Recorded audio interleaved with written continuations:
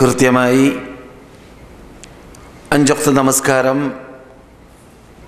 അതാതിൻ്റെ സമയത്ത് പള്ളിയിൽ വെച്ച് ജമാഅത്തോടു കൂടി തന്നെ നമസ്കരിക്കുന്നവരിൽ നമ്മിൽ നിന്നുള്ള പുരുഷന്മാരെ റബ്ബ് പെടുത്തട്ടെ. കൃത്യമായി സമയത്ത് തന്നെ നമസ്കരിച്ചുകൊണ്ട് ഇസ്ലാമിക പർദയിൽ ചടഞ്ഞ് ജീവിക്കാൻ നമ്മിൽ നിന്നുള്ള സ്ത്രീകളെയും അല്ലാഹു സഹായിക്കട്ടെ. സഹോദര സഹോദരിമാരെ, ഇവിടെ വർഷത്തിൽ പരമായി ചർച്ച ചെയ്യാൻ ആരംഭിച്ചു വെച്ച സബ്ജക്റ്റ് ഓരോ ആഴ്ചയിലും ഈ ഫാമിലി ക്ലാസ്സിൽ മദീനയിൽ നിങ്ങൾക്ക് അറിയാവുന്നതുപോലെ 4 സബ്ജക്റ്റുകളാണ് 4 ആഴ്ചകളിലൂടെ നാം ഇവിടെ പഠിച്ചു കൊണ്ടേയിരിക്കുന്നത്. അഖായിദ്, വിശ്വാസപരമായ കാര്യങ്ങൾ, തൊട്ടുവരുന്ന ആഴ്ചയിൽ ഇബാദാത്ത്, കർമ്മപരമായ കാര്യങ്ങൾ, ആരാധനാപരമായ കാര്യങ്ങൾ, അതിന് തൊട്ട് അൽ മുആമലാത്ത്, ഇടപാടുകൾ, സാമ്പത്തിക പ്രശ്നങ്ങൾ, തൊട്ട് അൽ അഖ്ലാഖ്, സ്വഭാവപരമായ വിഷയങ്ങൾ. ഇന്ന് വഴിക്ക് വഴി ചർച്ചയിലെടുക്കേണ്ട വിഷയം നമുക്ക് ഇബാദാത്ത് എന്നതാണല്ലോ. ഇബാദാത്ത് എന്ന വിഷയത്തിൽ നാം ഇതിനോട് തൊട്ട ക്ലാസ്സിൽ അഥവാ ഈ വിഷയം ഇബാദാത്ത് എന്ന വിഷയം പറഞ്ഞ ക്ലാസ്സിൽ 4 ആഴ്ച മുമ്പ് ആരംഭിച്ചു വച്ചത് നിങ്ങൾ ഓർക്കുന്നുണ്ടായിരിക്കാം. അസ്സല, നമസ്കാരം എന്ന സബ്ജക്റ്റാണ്. എന്നാൽ ആ സന്ദർഭത്തിൽ ഞാൻ ഇവിടെ ഉണർത്തിയിരുന്നു നമസ്കാരത്തിൻ്റെ പ്രത്യേകതകളും പ്രപഞ്ചത്തെ സൃഷ്ടിക്കാൻ തന്നെ കാരണം ഇവിടെയുള്ളവർ അള്ളാഹുവിനെ ആരാധിക്കണമെന്നതാണ് എന്നതും മറ്റു ഉമ്മമുകൾക്കെല്ലാം അള്ളാഹു സുബ്ഹാനഹു വ തആല നമസ്കാരം നിർബന്ധമാക്കി ഇരുന്നു എന്നതും അപ്രകാരം തന്നെ കലിമത്തു ഷഹാദയ്ക്ക് തൊട്ട് നിൽക്കുന്നതായ ആ നമസ്കാരം അത് കർമ്മപരമായ കാര്യങ്ങളിൽ അള്ളാഹു സുബ്ഹാനഹു വ തആല നമ്മളോട് കൽപ്പിച്ച ആദ്യത്തെ വാജിബായ നിർബന്ധമായ ഷഹാദത്തൈൻ കഴിഞ്ഞാലുള്ള ഒരു ചടങ്ങാണ് എന്ന കാര്യവും നിങ്ങൾ ഓർക്കുന്നുണ്ടായിരിക്കാം. ഇസ്രാ മിഅ്റാജ് നടന്ന രാത്രിയിലൂടെ മക്കയിൽ വെച്ചിട്ട് തന്നെ നിർബന്ധമാക്കപ്പെട്ടതായ ഒരു നിർബന്ധ ബാധ്യതയാണല്ലോ നമസ്കാരം. മക്ക, മദീന എന്നീ പുണ്യഭൂമിയിലൂടെ കറങ്ങുന്നവരും ആ ഭൂമിയുമായി ബന്ധപ്പെട്ട് ജീവിക്കുന്നവരും പ്രത്യേകിച്ച് അത്തരം കാര്യങ്ങൾ ആധികാരികമായിട്ട് തന്നെ അത് പഠിച്ച് ഗ്രഹിച്ച് മനസ്സിലാക്കിയിരിക്കൽ അനിവാര്യമാണല്ലോ. അല്ലാഹു സുബ്ഹാനഹു വ തആല ഖുർആനിൽ കഴിഞ്ഞ ക്ലാസ്സിൽ സൂചിപ്പിച്ചതുപോലെ 65 തവണ മടക്കി പറഞ്ഞതായ സബ്ജക്റ്റാണ് അസ്സല എന്ന വിഷയം. ഏറ്റവും ധാരാളം ഹദീസുകളുള്ള കൂട്ടത്തിൽ ഞാൻ ഇവിടെ ഉണർത്തി സഹീഹായ ഹദീസ് തന്നെ ഈ വിഷയത്തിൽ 178ഓളം ഹദീസുകൾ ഉണ്ടെന്ന് ഞാൻ ഇവിടെ സൂചിപ്പിച്ചതായി ഓർക്കുന്നു. സബ്ജക്റ്റിൻ്റെ വെയിറ്റ് മനസ്സിലാക്കാൻ, വിഷയത്തിൻ്റെ ആ കൊഴുപ്പ് മനസ്സിലാക്കാൻ വേണ്ടിയാണ് ഈ മുഖവുര ഞാൻ നൽകുന്നത്. എന്നാൽ ഈ നമസ്കാരത്തിൻ്റെ വിധി വിലക്കുകൾ ആഴത്തിലിറങ്ങി ചർച്ച ചെയ്യുക എന്നതാണ് ഇനി നാം ശ്രദ്ധിക്കേണ്ട ഭാഗം. അത് യഥാർത്ഥത്തിൽ നാം ദൈനംദിനം 5 തവണ ചെയ്തുകൊണ്ടേയിരിക്കുന്ന 17 റക്അത്തിലൂടെ ചെയ്തുകൊണ്ടേയിരിക്കുന്നതായ ഈ നമസ്കാരം യഥാർത്ഥത്തിൽ ഒരു മനുഷ്യൻ 60 വർഷം നമസ്കരിക്കുന്നവൻ, 50 വർഷം നമസ്കരിക്കുന്നവൻ, 40-30 വർഷം നമസ്കരിക്കുന്നവൻ, ഏത് രൂപത്തിലാണെങ്കിലും നമസ്കരിക്കുന്ന വിഭാഗങ്ങളെ പരിശോധിച്ചാൽ നല്ലൊരു ശതമാനം ഇന്ന് വരേക്കും പരിപൂർണമായി ആ നമസ്കാരം എന്ന വിഷയത്തിന്, ആ ആരാധനയ്ക്ക്, ആ ഇബാദത്തിന് നൽകേണ്ടതായ അവകാശം നൽകുന്നില്ല എന്നതാണ്. എന്തുകൊണ്ട് നൽകുന്നില്ല എന്ന് ചോദിച്ചാൽ പല കാരണങ്ങളുണ്ട്. ഏറ്റവും പ്രധാനപ്പെട്ട കാരണം ബഹുഭൂരിപക്ഷം മുസ്ലിങ്ങളിൽ നാം കാണുന്ന കാരണം നമസ്കാരത്തിന് നൽകേണ്ടതായ അവകാശം നൽകുന്നില്ല എന്നതിൻ്റെ പിന്നിൽ പ്രവർത്തിക്കുന്നതായ കാരണം ബഹുഭൂരിപക്ഷത്തിൽ അറിവില്ലായ്മയാണ്. എവിടെ നമസ്കാരം പറയുമ്പോൾ നമ്മുടെ സദസ്സിലടക്കം അത് നമസ്കാരമല്ലേ, പഴയ വിഷയമല്ലേ, എല്ലാവർക്കും അറിയുന്നതല്ലേ എന്നെല്ലാവരും മനസ്സിലാക്കും. ഈ മനസ്സിലാക്കുന്നവരിൽ പലരോടും നമസ്കാരത്തിൻ്റെ വല്ല അഹ്കാമുകളെ, വിധി വിലക്കുകളെ, അതിൻ്റെ പ്രധാന മാർഗങ്ങളെ, ശുറൂത്തുകളെ, വാജിബാത്തുകളെ, സുനനുകളെ, അഹ്കാമുകളെ കുറിച്ച് ചോദിച്ചാൽ അല്ലാഹു അഅലം എന്ന് പറയുകയും ചെയ്യും. അറിയുകയില്ല എന്നായിരിക്കും മറുപടി. അതെ, അത് നല്ല പഠിച്ച വിജ്ഞാനമുള്ള നമസ്കാരവുമായി ബന്ധപ്പെട്ട് ചർച്ചകൾ നടത്തിക്കൊണ്ടേയിരിക്കുന്ന പണ്ഡിതന്മാരെ കുറിച്ച് തന്നെ പരിശോധിക്കുകയാണെങ്കിൽ, സാധാരണക്കാരൻ ഞാൻ പറയുന്നില്ല, പണ്ഡിതന്മാരോട് തന്നെ ഈ 1400 പരം വർഷങ്ങൾക്ക് മുമ്പ് നിർബന്ധമായ നമസ്കാരത്തിൻ്റെ കാര്യങ്ങളിൽ ചില വിധി വിലക്കുകൾ, അതിൻ്റെ ചില അഹ്കാമുകൾ ചോദിച്ചാൽ അതിൽ ചർച്ചയുണ്ട് എന്ന് പറഞ്ഞ് തടികയിച്ചിലാക്കും. ഇതാണ് സ്ഥിതി. അവസാനം പറഞ്ഞ ഭാഗം ഒരു പക്ഷേ സൂക്ഷ്മത കൊണ്ടായിരിക്കാം, ആദ്യം പറഞ്ഞ ഭാഗം അറിവില്ലായ്മ കൊണ്ടും അപ്രകാരം തന്നെ സൂക്ഷ്മത ഇല്ലാത്തത് കൊണ്ടും നമസ്കാരത്തിന് നൽകേണ്ടതായ പ്രാധാന്യം നൽകാത്തത് കൊണ്ടുമാണ്. അത് മഹാ അപകടം. അതെ, നാം ദൈനംദിനം ചെയ്യുന്നതും നമുക്ക് പരലോകത്തിൽ രക്ഷ ലഭിക്കാൻ, സ്വർഗത്തിൽ കടക്കാൻ, നരകത്തിൽ നിന്നിട്ട് മോചനം നേടാൻ റസൂൽ പറയുന്ന, എൻ്റെ ഓർമ്മ ശരിയാണെങ്കിൽ സുബഹിനെയും അസറിനെയുമായിരിക്കാം വിഷയത്തിൽ വരും ഭാവിയിൽ, ഫജ്റ, ഞാനിപ്പോൾ പറയാൻ ഉദ്ദേശിച്ച ഹദീസല്ല, നരകത്തിൽ പ്രവേശിക്കുന്നതല്ല ഫജ്ർ നമസ്കരിച്ചവൻ. വേറെ നിസ്കാരത്തെയും കൂടി റസൂൽ ആ ഹദീസിൽ പറയുന്നുണ്ട്. അപ്പോൾ നരകത്തിൽ നിന്ന് രക്ഷപ്പെടാനുള്ള മാർഗമാണെന്ത്? നമസ്കാരം. അപ്പോൾ നരകത്തിൽ നിന്ന് രക്ഷപ്പെടാനുള്ളതായ മാർഗമായ നമസ്കാരത്തെ കുറിച്ച് എങ്ങനെയെങ്കിലും ആവാമെന്ന് വെച്ചാൽ, പഠിക്കേണ്ടതുപോലെ പഠിക്കണ്ട എന്ന് വച്ചാൽ, പഠിക്കുന്നതിൽ തന്നെ വീഴ്ച വരുത്തിയാൽ അല്ലാഹു വിടൂല. അതുകൊണ്ട് ആ പ്രാധാന്യത്തെ കുറിക്കുന്ന ചില കാര്യങ്ങളാണ് ഇന്ന് നിങ്ങൾ കേൾക്കുന്നത്. അടുത്ത ക്ലാസ്സുകളിലൂടെ ഈ വിഷയം പറയുമ്പോൾ നമുക്ക് തഹാറത്ത് പറയാം, ശുദ്ധീകരണങ്ങൾ പറയാം, അതിൽ കുളിയും വുദൂവും വരുന്നതാണ്. അപ്രകാരം തന്നെ നമസ്കാരത്തിനുള്ളതായ മറ്റു നിബന്ധനകളും പറയാം. അതോടൊപ്പം മടി വരാതിരിക്കാൻ, ക്ഷീണം വരാതിരിക്കാൻ അനിവാര്യമായ ഭാഗങ്ങളും നമുക്ക് വിശദീകരിക്കുകയും ചെയ്യാം. അല്ലാഹു തൗഫീഖ് നൽകട്ടെ. സഹോദരന്മാരെ, സഹോദരികളെ, നമസ്കാരം എന്ന പദത്തിൻ്റെ പദാർത്ഥമോ അല്ലെങ്കിൽ ഇസ്തിലാഹിയാർത്ഥമോ കഴിഞ്ഞ ക്ലാസ്സിൽ തുടങ്ങി വെച്ചപ്പോൾ ഞാൻ പറഞ്ഞതായി ഓർക്കുന്നില്ല. ഇപ്പോൾ നിങ്ങളുടെ മുമ്പിൽ കുറിപ്പുള്ളത് കൊണ്ട് കുറിപ്പിലൂടെ നിങ്ങൾക്ക് ഉറപ്പാക്കാൻ സാധിക്കുന്ന ഭാഗമാണത്. ഞാൻ പറയുന്ന വിഷയങ്ങളൊക്കെ കുറിപ്പിൽ വരുന്നുണ്ട്. നമ്മുടെ നൗഫൽ പോലത്തതായ പണ്ഡിതന്മാർ ഇവിടെ നിങ്ങൾക്ക് അത് പെട്ടെന്ന് മനസ്സിലാക്കാൻ, നമ്മുടെ ഹൃദയത്തിൽ തറക്കുന്നതായി മാറ്റാൻ, ഭാവിയിലേക്ക് ഉപയോഗപ്രദമാക്കി മാറ്റാൻ വേണ്ടി ഇവിടെ സംസാരിക്കുന്നതിനെ കുറിപ്പാക്കി കൊണ്ടുവരുന്നത് നിങ്ങൾക്ക് വളരെ ഉപകാരപ്രദവും ഉപയോഗപ്രദവുമാവട്ടെ എന്നത് നമുക്ക് അല്ലാഹുവിനോട് പ്രാർത്ഥിക്കാം. ചെയ്യുന്നവരും പ്രവർത്തിക്കുന്നവർക്കും അല്ലാഹു അവർക്ക് ആത്മാർത്ഥതയും തൗഫീഖും തക്കതായ പ്രതിഫലവും ഇഹത്തിലും പരത്തിലും നൽകുമാറാകട്ടെ. സഹോദരന്മാരെ, സഹോദരികളെ, നമസ്കാരം അത് അറബി ഭാഷയിൽ സല എന്ന് പറഞ്ഞാൽ ചൂടുപിടിപ്പിക്കാൻ വേണ്ടി ഉപയോഗിക്കുന്നതായ ഈ ഖാദുന്നാറിനെ കുറിച്ചൊക്കെ പറയുന്നത് നമുക്കിപ്പോൾ വിശദീകരിക്കേണ്ട ആവശ്യമില്ല. രണ്ടാമത്തെ അർത്ഥം പറയാം. ഭാഷാർത്ഥത്തിൽ ദുആ, പ്രാർത്ഥന. നമസ്കാരം ഭാഷാർത്ഥത്തിൽ പ്രാർത്ഥന. അപ്പോൾ ഞാൻ ഹജ്ജ് സീസണിൽ ഹാജിമാരോട് സംസാരിക്കുമ്പോൾ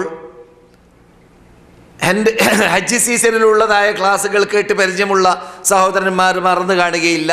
ഞാൻ പറയാറുണ്ട്, എന്താ റബ്ബ് അറഫയിൽ നമസ്കരിക്കാൻ കൽപ്പിച്ചില്ല? ഉണ്ടോ? അറഫയിൽ നമസ്കാരം ഉണ്ടോ? ഹജ്ജ് ചെയ്തവരില്ല നിങ്ങളെ കൂട്ടത്തിൽ? അറഫയിൽ നമസ്കാരമുണ്ടോ? ഉണ്ടോ ഇല്ലേ? കുറച്ച് പറയൂ. ഇല്ല. പിന്നെ എവിടെയാ അവിടെ നമസ്കരിക്കൽ? അറഫയ്ക്ക് പുറത്ത്. അറഫയിലേക്ക് കടക്കുന്നതിന് മുമ്പ് മസ്ജിദുൻ നമീറ അല്ലെങ്കിൽ മസ്ജിദ് ഇബ്രാഹിം എന്നീ പേരുള്ളതായ പള്ളി ഉള്ള സ്ഥലത്ത് റസൂലുള്ളാഹി സ്വല്ലല്ലാഹു അലൈഹി വസല്ലം നമസ്കരിച്ചു. ഖുതുബോദി നമസ്കരിച്ചു. അവിടുന്നാണ് റസൂലുള്ളാഹി സ്വല്ലല്ലാഹു അലൈഹി വസല്ലം അറഫയിലേക്ക് കടന്നത്. അതുകൊണ്ട് റസൂലുള്ളാഹി ഖുതുബോദിയ നമസ്കരിച്ച സ്ഥലം അറഫയ്ക്ക് പുറത്താണ്. ഇന്നത്തെ യുഗത്തിൽ സൗദി ഗവൺമെൻറ് വികസിപ്പിച്ചതായ ആ പള്ളി അതിൻ്റെ ഖിബിലയുടെ ഭാഗമല്ല, മറുവശം അറഫയുടെ ഭാഗത്തായിട്ട് വരികയും ചെയ്യും. മനസ്സിലായില്ലേ? അപ്പോൾ അറഫയ്ക്ക് പുറത്ത് വെച്ചിട്ടാണ് റസൂൽ എന്ത് ചെയ്തത്? നമസ്കരിച്ചത്. അറഫയ്ക്ക് അകത്തല്ല. എന്നാൽ ഹജ്ജിനെ കുറിച്ച് നമുക്ക് പരിചയമുണ്ട്. ഇസ്ലാമിൻ്റെ പഞ്ചസ്തംഭങ്ങളിൽ അവസാനത്തെ തൂണായി വരുന്നതായ പ്രധാനമർഹിക്കുന്നതായ ഒരു അമലും പ്രത്യേകിച്ച് സാമ്പത്തിക ശേഷിയുള്ളവർ ചെയ്യുന്നതായ ഒരു അമല് കൂടിയാണ്, അല്ലേ? ഇങ്ങനെയുള്ളതായ ഹജ്ജിൻ്റെ പ്രധാന ഭാഗമാണ് അറഫ എന്ന് റസൂല് പറയാൻ വേണ്ടി ഉപയോഗിച്ച പദം എന്താണ്? അൽ ഹജ്ജു അറഫ. അൽ ഹജ്ജു അറഫ. ഹജ്ജ് അറഫയാണ്. ഹജ്ജ് അറഫ എന്ന് പറഞ്ഞാൽ ഹജ്ജിൻ്റെ ഹൃദയഭാഗം അറഫയാണ്. അഥവാ മറ്റു കാര്യങ്ങളെ പോലെയല്ല അറഫ. അറഫ നഷ്ടപ്പെട്ടാൽ, തവാഫുൽ ഇഫാദ നഷ്ടപ്പെട്ടാൽ, സഈ നഷ്ടപ്പെട്ടാൽ അതിനൊന്നും അറവില്ല. അതിനെന്തില്ല? അറവില്ല. അറവിലൂടെ നഷ്ടപരിഹാരമില്ല. പിന്നെയോ അടുത്ത കൊല്ലം ഹജ്ജ് ചെയ്യുന്നേ വേണം.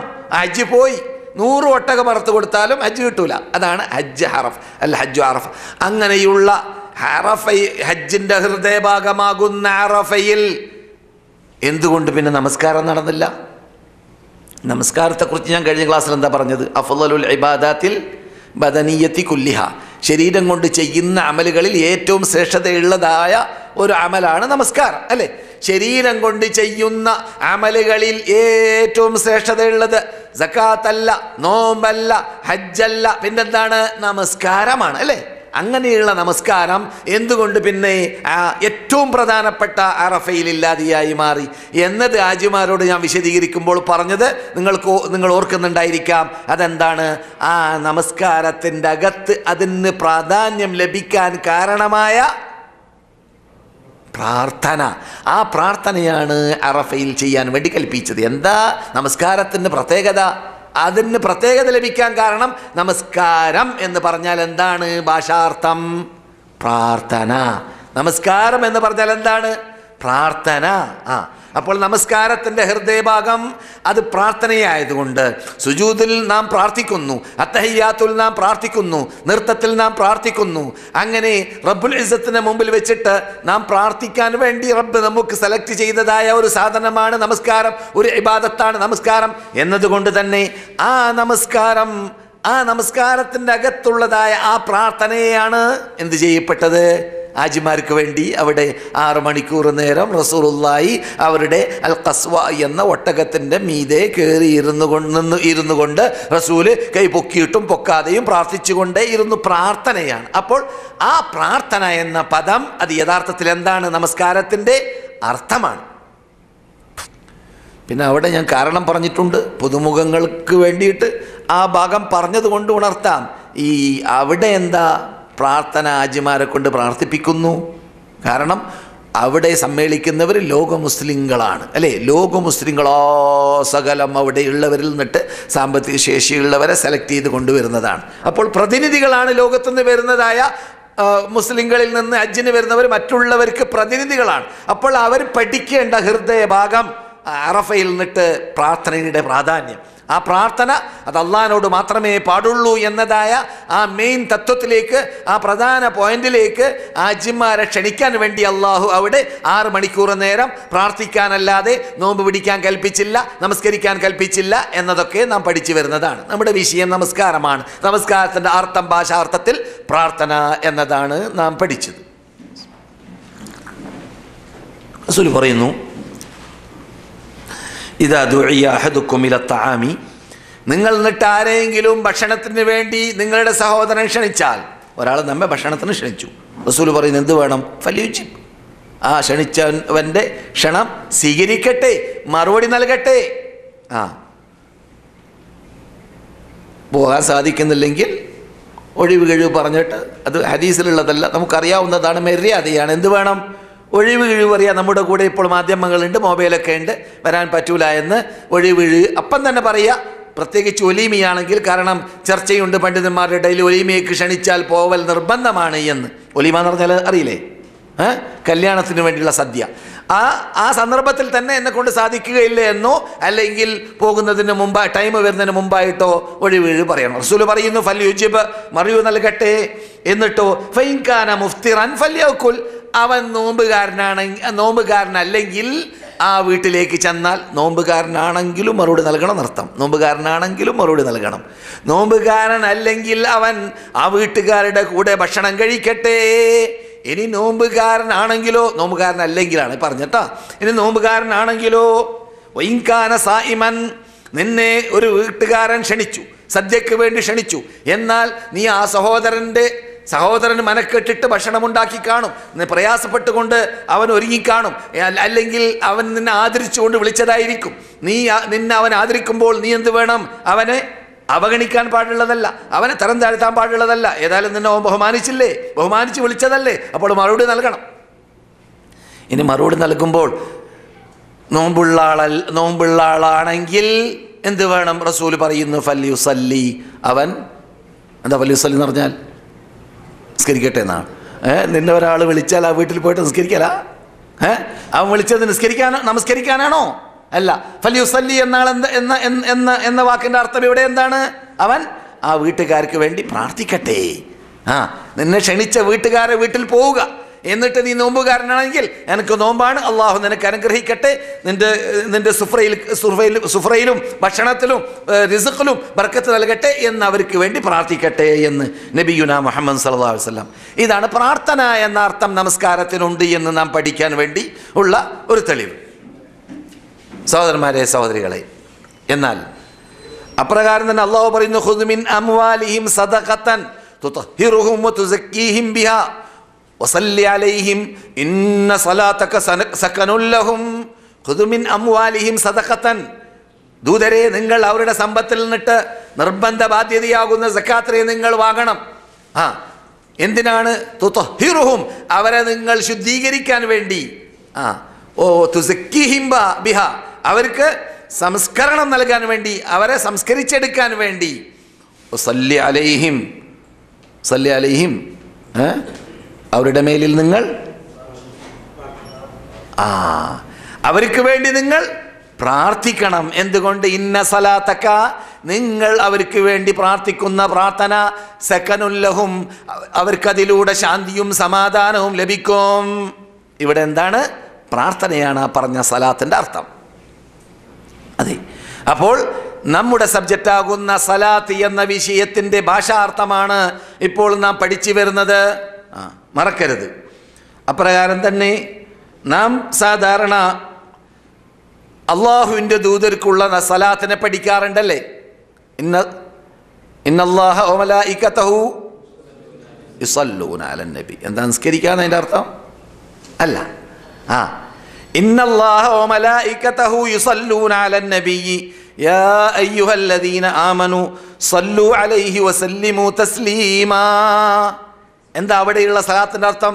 അള്ളാഹു സുബ്ഹാനഹു വ തആല റസൂലിന് സലാത്ത് ചെല്ലുക എന്ന് പറഞ്ഞാൽ അള്ളാഹു റസൂലിനെ അനുഗ്രഹിക്കുക എന്നതാണെന്നാണ് നാം ചെറുപ്പത്തിലേ പ്രാഥമിക വിദ്യാഭ്യാസം പഠിച്ചുകൊണ്ടിരിക്കവേ പഠിച്ചത്. അങ്ങനല്ലേ? എന്താണ്? റസൂലുള്ളാഹിക്ക് അള്ളാഹ് അനുഗ്രഹിക്കുക, റഹ്മത്ത് നൽകുക, ബർക്കത്ത് നൽകുക, അതാണ് സലാത്ത്. അതുപോലെ തന്നെ മലക്കുകളും നാമും റസൂലുള്ളാഹിക്ക് സലാത്ത് ചെല്ലുക എന്ന് പറഞ്ഞാൽ എന്താണ്? ഷിട്ടികൾ സലാത്തല്ല എന്ന് പറഞ്ഞാൽ എന്താണ്? ഷിട്ടികൾ റസൂലുള്ളാഹിക്ക് വേണ്ടി അങ്ങട്ട് പ്രാർത്ഥിക്കലാണ്, റസൂലുള്ളാഹിക്ക് വേണ്ടി അങ്ങട്ട് പ്രാർത്ഥിക്കലാണ്. അല്ലാഹുമ്മ സല്ലി അലാ മുഹമ്മദ്, മുഹമ്മദ് നബിയെ അനുഗ്രഹിക്കണേ രക്ഷിതാവേ, വസല്ലിം, മുഹമ്മദ് നബിയെ രക്ഷിക്കണേ രക്ഷിതാവേ എന്ന് നബിക്ക് വേണ്ടി അങ്ങട്ട് പ്രാർത്ഥിക്കലാണ്. അപ്പോൾ സലാ എന്ന വാക്കിൻ്റെ അർത്ഥം പ്രാർത്ഥനയാണെന്ന് നാം പഠിച്ചു. ഇത് ഭാഷാർത്ഥമാണ്. എന്നാൽ സാങ്കേതിക അർത്ഥം എന്താണ്? അഖ്വാലുൻ വഅഫ്ആലുൻ മുഫത്തഹത്തുൻ ബിത്തക്ബീരി മുഖത്തമത്തുൻ ബിത്തസ്ലീമി. ചില വാക്കുകൾ, ചില പ്രവർത്തനങ്ങൾ തക്ബീർ കൊണ്ട് ആരംഭിക്കുന്നു, തക്ബീർ കൊണ്ട് ആരംഭിച്ചുകൊണ്ട് അവസാനിപ്പിക്കുന്നത് സലാമിലൂടെയാണ്. തക്ബീറത്തുൽ ഇഹ്റാം കൊണ്ട് ആരംഭിച്ച് അവസാനിപ്പിക്കുന്നത് സലാമിലൂടെയാണ്. അതിൻ്റെ നിബന്ധനകളോടെ ബിശറായിത മഖ്സൂസ, അതിനു വേണ്ടി ഇസ്ലാം നിർണയിച്ച നിബന്ധനകളോടെ. അതാണ് നമസ്കാരം. അപ്പോൾ ചേകന്നൂരന്മാർ 3 വക്തുകാർ നിസ്കരിക്കുന്ന നമസ്കാരമാവില്ല. അതുപോലെ തന്നെ റാഫിദികളായ ഈ കഴിഞ്ഞ വെള്ളിയാഴ്ച ദിവസത്തിൽ റിയാദിൽ നടന്നതായ ഖുതുബയിൽ ഷെയ്ഖ് അബ്ദുൽ അസീസ് അബ്ദുള്ള ആല ഷെയ്ഖ് ഖുതുബയിൽ വളരെ കർശനമായ രൂപത്തിൽ ഒരു വിഭാഗത്തോട് അഭിസംബോധനം ചെയ്തു. അല്ലയോ കൂട്ടരെ, ഞങ്ങളുടെ നാട്ടിലുള്ളത് ഇസ്ലാം മതമാണ്. ആ ഇസ്ലാം മതം പരിപൂർണമാണ്. അള്ളാഹു ഖുർആനിൽ തീർത്ത് പറഞ്ഞതാണ്, അൽയൗമ അക്മൽതു ലക്കും ദീനക്കും വഅത്മംതു അലൈക്കും നിഅമതി വറളീതു ലക്കുമുൽ ഇസ്ലാമ ദീന. ഈ പരിപൂർണമായ മതത്തിൻ്റെ ഉടമകളാണ് ഞങ്ങൾ. എന്നല്ലാതെ ഞങ്ങളുടെ മതം പരിപൂർണമല്ലാത്ത, മതം പരിപൂർണമാവാത്ത ഏതെങ്കിലും ആളത്തിനകത്ത് ചെന്നുകൂടിയതായ ഇമാമിൻ്റെ പിന്നിൽ അണിനിരക്കുന്നവരല്ല ഞങ്ങൾ. അത് ഖുറാഫാത്താണ്, അത് തോന്നിവാസമാണ്, അത് ഇസ്ലാമികത്വമാണ്. അങ്ങനെയുള്ള സിദ്ധാന്തം നമുക്ക് പാടുള്ളതല്ല. അതുകൊണ്ട് തന്നെ അങ്ങനെയുള്ള സിദ്ധാന്തം വെച്ച് പുലർത്തുന്ന വിഭാഗം, ഖുർആനിൻ്റെ നല്ലൊരു ഭാഗം തള്ളേണ്ടി വരുന്നവർക്ക്, അപ്രകാരം ഹദീസ് മുഴുവനും തള്ളേണ്ടി വരുന്നവർക്ക്, അങ്ങനെയുള്ള വിഭാഗവും ഞങ്ങളുമായിട്ട് ബന്ധമില്ല. ഞങ്ങളുടെ നാട്ടിൽ ഇസ്ലാം മാത്രമേ ഉള്ളൂ എന്ന് ഷെയ്ഖ് അബ്ദുൽ അസീസ് അബ്ദുള്ള ആല ഷെയ്ഖ്, ഇവിടുത്തെ ചീഫ് മുഫ്തിയും ഇവിടുത്തെ പണ്ഡിത സഭയുടെ തലവനും കഴിഞ്ഞ വെള്ളിയാഴ്ച ജുമുഅ ഖുതുബയിൽ റിയാദിൽ പ്രസംഗിച്ചു. ആരെക്കുറിച്ചാണ്? നിങ്ങൾക്കറിയാം. അങ്ങനെയുള്ളവർ നമസ്കാരമാവില്ല. അവരുടെ ബാക്കിൽ കൂടി നമസ്കരിച്ചാൽ നമ്മുടെ നിസ്കാരം കൊന്നു കയറും. മനസ്സിലായില്ലേ? അപ്പോൾ നമസ്കാരം എന്താവണം? പ്രത്യേക നിബന്ധന ഒത്തതായ ഇസ്ലാഹി സാങ്കേതിക അർത്ഥത്തിൽ ഉൾക്കൊള്ളുന്നതായ നമസ്കാരമായിരിക്കണം.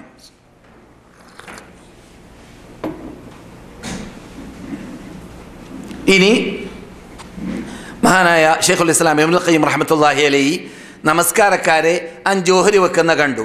അത് ഷോർട്ടായിട്ടൊന്ന് പറഞ്ഞു കളയാം, എന്നിട്ട് നമുക്ക് വിശദീകരണത്തിലേക്ക് കടക്കാം. സഹോദരന്മാരെ, സഹോദരികളെ, നമസ്കരിക്കുന്നവർ പല ഇനത്തിലാണ്, എല്ലാവരും ഒരുപോലെയല്ല.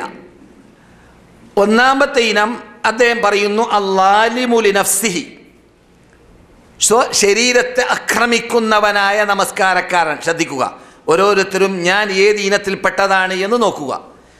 ശരീരത്തെ ആക്രമിക്കുന്നവനായ അക്രമിയുടെ നമസ്കാരം. വൽ മുഫർരിതു അല്ലദീ, എങ്ങനെയുള്ള ഇൻതഖസ ഫീ വുദൂഇഹ, പിന്നെ വീഴ്ച വരുത്തിയവൻ. എന്തിൽ? നമസ്കരിക്കാൻ വേണ്ടി ഒരുങ്ങിയതായ ഒരുക്കത്തിൽ അഥവാ വുദൂവിൽ വീഴ്ച വരുത്തിയവൻ. വുദു കള്ളന്മാർ, നമസ്കാര കള്ളന്മാരൊക്കെ നാം പണ്ട് നമസ്കാരം പറഞ്ഞപ്പോൾ പഠിച്ചിട്ടുണ്ടല്ലോ. വുദു ഒക്കെ യഥാർത്ഥത്തിൽ അബൂബക്കർ സിദ്ദീഖിനെ കുറിച്ച് അവരുടെ ഹിസ്റ്ററിയിൽ കാണുന്നു. വുദു പിടിക്കാൻ ആരംഭിക്കുന്ന വേളയിൽ അവരുടെ കോലം മാറുന്നു. പേടി. എന്താണ്? അള്ളാഹുവിലേക്ക് പോവുകയാണ്, അള്ളാഹുവിനോട് മുനാജാത്ത് നടത്താൻ പോവാണ്, അള്ളാഹുമായിട്ട് അഭിസംബോധന ചെയ്യാൻ പോവാണ്. അത് പോകുന്നത് കൊണ്ട് തന്നെ ആ വുദു പിടിക്കാൻ ആരംഭിക്കുമ്പോൾ തന്നെ എന്ത് വന്നു? വസ്വാസോ പിശാച്ചോ പോയ വഴി കാണൂല. ആ രൂപത്തിൽ സൂക്ഷ്മത പാലിക്കുന്ന ആളായി മാറുന്നു. നമ്മുടെയൊക്കെ സ്ഥിതി എന്താണ്? ഓരോരുത്തരും അവരവരോട് ചോദിക്കുക. വുദുവിൻ്റെ കാര്യം വുദു പറയുമ്പോൾ വിശദീകരിച്ച് ഞാൻ പറയും. അതോടൊപ്പം ഇപ്പോൾ നാം മനസ്സിലാക്കണം, വുദു പിടിക്കാൻ ആരംഭിക്കുമ്പോൾ തന്നെ നമ്മുടെ തലപ്പത്ത് കയറിയിരിക്കുന്നു സ്റ്റെയറിംഗ് പിടിക്കാൻ വേണ്ടി പിശാച്ച്. എന്തിനാണ്? ഒന്നിരിക്കലോ ഷക്ക്, അത് രോഗം. മറ്റൊന്ന് വസ്വാസ്, മറ്റൊരു രോഗം. വസ്വാസിൻ്റെ ആളുടെ ആ രോഗം കാരണത്താൽ മൂപ്പര് ഇമാം അസ്സലാമു അലൈക്കും വറഹ്മത്തുള്ളാഹി എന്ന് പറയുന്നവരെ മൂപ്പര് കൈ കഴുകുക തന്നെയായിരിക്കും. മൂപ്പര് വുദു പിടിച്ച് കാണൂല. അതാണ് വസ്വാസ്. അത് മഹാമാരകമായ രോഗമാണ്, മാനസിക രോഗമാണത്. പിന്നെ രണ്ടാമത്തെ ഇനം ഷക്കായിരിക്കും. ഷക്ക്, വസ്വാസ്, ഇതൊക്കെ വുദുവിൽ വരാനും നമസ്കാരത്തിൽ വരാനും സാധ്യതയുള്ള രോഗങ്ങളാണ്. ഇവിടെയൊക്കെ നാം എന്ത് വേണം? നന്നായിട്ട് പൈശാചിക ശല്യത്തെ തൊട്ട് രക്ഷപ്പെടാൻ വേണ്ടി പരിശ്രമിക്കേണ്ടതും വുദു പരിപൂർണമാക്കേണ്ടതും റസൂലുള്ളാഹി സല്ലല്ലാഹു അലൈഹി വസല്ലം പിടിച്ച വുദു ഏതാണെന്ന് അടുത്ത ക്ലാസ്സുകളിലൂടെ വിശദീകരിച്ച് കേൾക്കാൻ പോകുന്നുണ്ട്. വുദു ഒന്നും പ്രയാസമുള്ള കാര്യമല്ല. ഞാൻ പഴയ കാലങ്ങളിൽ ഒരു 10 വർഷം മുമ്പ്, എൻ്റെ ഓർമ്മ ശരിയാണെങ്കിൽ, സഫ ഹാളിൽ വെച്ചിട്ട് നമസ്കാരം പറഞ്ഞ കാലഘട്ടം വിട്ട് കടന്നിരുന്നു, വിശദീകരിച്ച് പറഞ്ഞ കാലഘട്ടം. ആ കാലഘട്ടത്തിൽ എൻ്റെ ശബ്ദത്തിൽ കൂടി കേൾക്കേണ്ടവർക്ക് CD-കൾ ഇപ്പോഴും സൂക്ഷിക്കപ്പെട്ടിട്ടുണ്ട് എന്നാണ് എൻ്റെ അറിവ്. അവിടെ ഞാൻ പറഞ്ഞിരുന്നു, ഒരു പെപ്സിക്കോലയുടെ ടിന്നിലുള്ള വെള്ളം കൊണ്ട് ഏകദേശം റസൂല് വുദു പിടിക്കും. നമുക്ക് സാധിക്കുമോ? ഞാൻ കണ്ടിരുന്ന അറബികളെ ആ സൈസിൽ വുദു പിടിക്കുന്നവരെ. ഈ മുസ്ലിങ്ങളെ സംബന്ധിച്ചിടത്തോളം 5 നേരവും കഴുകിക്കൊണ്ടേയിരിക്കുന്നത് കൊണ്ട് ഈ അവയവം കാഷ്ടമുള്ള മൂത്രമുള്ള അവയവമൊന്നുമല്ല, അഴുക്കുള്ള അവയവമല്ല. അതുകൊണ്ട് വെള്ളം പരിപൂർണമായി എത്തിയാൽ മതി. ആദ്യത്തെ തടകലിൽ ശരിക്കും നന്നായി തടകുക, വെള്ളം മുഴുവൻ എത്തി എന്ന രൂപത്തിലും അതേ സമയത്ത് വെള്ളം എത്തുന്ന സ്ഥലത്തെയെല്ലാം തദ്ലീക്ക് നടന്നു എന്ന രൂപത്തിലും, അഥവാ തേച്ച് കഴുകുന്ന രൂപത്തിലും, രണ്ടാമത്തോ മൂന്നാമത്തുമാകുമ്പോൾ. അതുകൊണ്ട് റസൂലുള്ളാഹിന്റെ വുദു പരിശോധിച്ചാൽ കാണാം, വരാൻ പോകുന്നത് പോലെ ഒരു പ്രാവശ്യം മാത്രം കഴുകി വുദു പിടിച്ചിട്ടുണ്ട് റസൂല്. അതും ബുഖാരിയിലാണ് എൻ്റെ ഓർമ്മ ശരിയാണെങ്കിൽ. 2 പ്രാവശ്യം കഴുകി വുദു പിടിച്ചിട്ടുണ്ട്, 3 പ്രാവശ്യം കഴുകി വുദു പിടിച്ചിട്ടുണ്ട്. തല ഒഴിച്ച്, തല ഒരു പ്രാവശ്യമാണ് തടകേണ്ടത്, ആ വെള്ളം കൊണ്ട് തന്നെ കാതും. അങ്ങനെയാണ് വുദുവിൻ്റെ ശൈലി. പക്ഷെ നാം ഒക്കെ എന്താ, ഒരു കണക്ക് കൂട്ടി നോക്കുകയാണെങ്കിൽ 2-3 തൊട്ടിയൊക്കെ വേണ്ടി വരും ഒരാൾക്ക് വുദു പിടിക്കാൻ. കുളീൻ്റെ കാര്യം അവിടെ ഇരിക്കട്ടെ. സുബ്ഹാനല്ലാഹ്, അതൊക്കെ ഇസ്രാഫിലും തബ്ദീറിലും പെടും. ഒരു പക്ഷെ പറയും, വെള്ളമുണ്ടല്ലോ, നിങ്ങൾക്കറിയാമോ ഫുഖഹാക്കൾ എന്താ പഠിപ്പിച്ചതെന്ന്? കടലിൽ വെച്ചിട്ടാണ് ഒരാൾ വുദു പിടിക്കുന്നതെങ്കിലും അമിതമാക്കാൻ പാടുള്ളതല്ല. കടലിൽ നിന്നിട്ടാണ് വുദു പിടിക്കുന്നതെങ്കിൽ, കാരണം കടൽ വുദു പിടിക്കാൻ പാടുണ്ടോ? പാടുണ്ടോ? ഇല്ലേ? ഉപ്പുവെള്ളല്ലേ? അത്തഹൂറു മാഉഹു വൽഹില്ലു മൈതതുഹു, റസൂലിന്റെ വാക്കാണ്. അത്തഹൂറു മാഉഹു, കടൽ വെള്ളം ശുദ്ധിയുള്ള വെള്ളമാണ്. അപ്പോൾ ഉപ്പുവെള്ളമായതുകൊണ്ട് ശുദ്ധീകരണത്തിന് കുറവില്ല. വൽഹില്ലു മൈതതുഹു, അതിൽ മെരിക്കുന്ന സാധനം തിന്നാനുള്ളത് കൂടിയാണ്. ഇത് നാം പഠിച്ച ഭാഗമാണ്, മനസ്സിലായില്ലേ? അപ്പോൾ എന്തുകൊണ്ട് പാടില്ല? ഞാൻ ഇത് സമാധാനത്തിന് വേണ്ടി പറയാറുണ്ട് ഒരു ശൈലി. ചില ആൾക്കാരുടെ ഡ്യൂട്ടിയൊക്കെ വളരെ പ്രയാസമുള്ള ഡ്യൂട്ടി ആയിരിക്കും. അപ്പോൾ പ്രയാസമുള്ള ഡ്യൂട്ടി കഴിഞ്ഞിട്ട് വുദു പിടിക്കാൻ വേണ്ടി വരുമ്പോൾ മുഖത്തൊക്കെ അഴുക്കുണ്ടാകും, അല്ലെങ്കിൽ വേർപ്പുണ്ടാവും, കയ്യിലുണ്ടാവും. ഈ പറയുന്ന രൂപത്തിൽ വളരെ എളുപ്പ രൂപത്തിലുള്ള വുദു പിടിച്ചാൽ ശരിക്ക് അഴുക്ക് മാറിക്കൊള്ളണമെന്നില്ല. എന്നാലോ അതിന് ഞാൻ എന്ത് പറഞ്ഞു തന്നിരുന്നു, ഓർക്കുന്നുണ്ടോ? അതിന് ഞാനൊരു ശൈലി പഠിപ്പിച്ചു തന്നിരുന്നു ഇവിടെ. എന്താണത്? വുദുവിൽ പ്രവേശിക്കുന്നതിന് മുമ്പ് നന്നായി കഴുകുക. വുദുവിൽ പ്രവേശിക്കുന്നതിന് മുമ്പ് നന്നായി അഴുക്കുകൾ മാറ്റാൻ വേണ്ടിയുള്ള ഒരു കഴുകുക, വുദു അല്ലാത്ത കഴുകൽ. പിന്നെ രണ്ടാമത് നിയ്യത്തോടു കൂടിയുള്ള വുദു പിടിക്കുമ്പോൾ ആ റസൂൽ പഠിപ്പിച്ച ശൈലി തന്നെ. ഉസ്മാൻ കൊണ്ടുവന്ന് വെള്ളം, എന്നിട്ട് കൈ കൊഴിച്ചു, എന്നിട്ട് മുൻകൈ 3 പ്രാവശ്യം കഴുകി, എന്നിട്ട് മഹാനായ ഉസ്മാൻ ഇബ്നു അഫ്ഫാൻ റളിയല്ലാഹു തആല അൻഹു വെള്ളമെടുത്തു, എന്നിട്ട് 3 തവണ അദ്ദേഹം പകുതി വെള്ളം മൂക്കിൽ കയറ്റി ചീറ്റാനും പിന്നെ പകുതി വെള്ളം വായ കൊപ്പിളിക്കാനും വേണ്ടി ഉപയോഗിച്ചു. പിന്നെ വെള്ളമൊഴിച്ചു, 3 തവണ മുഖം കഴുകി, പിന്നെ വെള്ളമൊഴിച്ചു, മുട്ട് വരെ കഴുകി, മുട്ട് ഉൾക്കൊള്ളുന്ന രൂപത്തിൽ കൈ മുട്ട് ഉൾക്കൊള്ളുന്ന രൂപത്തിൽ കഴുകി. അപ്രകാരം രണ്ടാമതൊഴിച്ചു 3 തവണ മുട്ടുവരേക്കും കഴുകി. പിന്നെ കൈയിലേക്ക് വെള്ളമൊഴിച്ചിട്ട് തല തടകി, അതേ വെള്ളം കൊണ്ട് കാതും തടകി. പിന്നെ കാൽ മടമ്പ് വരേക്കും കഴുകി, മടമ്പ് ഉൾക്കൊള്ളുന്ന രൂപത്തിൽ 3 തവണ. എന്നിട്ട് മഹാനായ ഉസ്മാൻ പറഞ്ഞു, ഹകദാ റഅയ്തു റസൂലല്ലാഹി സല്ലല്ലാഹു അലൈഹി വസല്ലമ യതവല്ല, ഇങ്ങനെയാണ് ഞാൻ റസൂലിനെ വുദു പിടിക്കുന്നതായിട്ട് കണ്ടത് എന്ന്. ഞാൻ പറഞ്ഞു, വുദു ഇപ്പോൾ പറയുന്നില്ല, നമ്മുടെ ഇന്നത്തെ സബ്ജക്റ്റ് വുദു അല്ല. പക്ഷേ ഷോർട്ടായിട്ട് അത് നിർബന്ധമായ ഭാഗം, പ്രയാസമുള്ളതല്ല.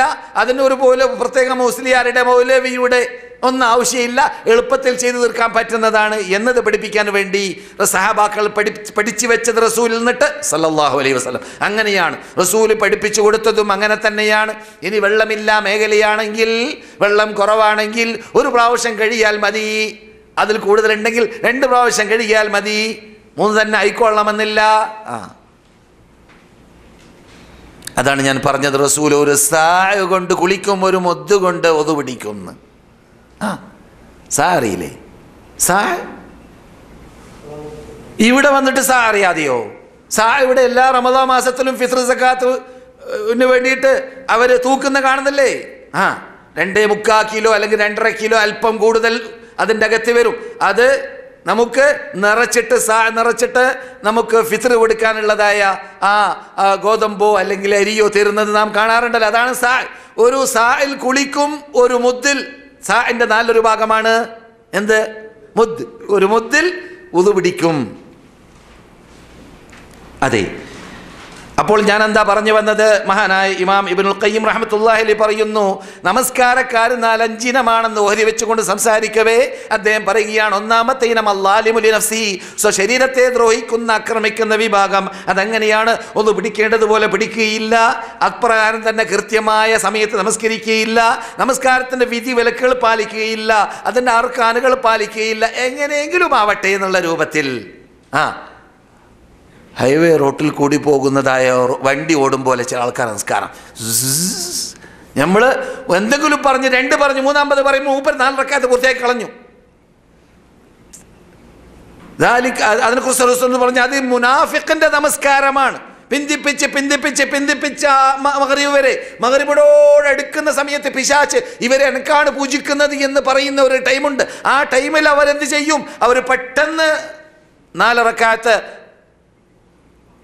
അടങ്ങി പാർക്കാതെ, ഭക്തിയില്ലാതെ, ഖുശൂ ഇല്ലാതെ, ഖുദൂ ഇല്ലാതെ ചെയ്യുന്നു. ഇത് കാപട്യത്തിൻ്റെ മുനാഫിഖീങ്ങളുടെ നമസ്കാരമാണെന്ന് നബിയുനാ മുഹമ്മദുർ റസൂലുള്ളാഹി.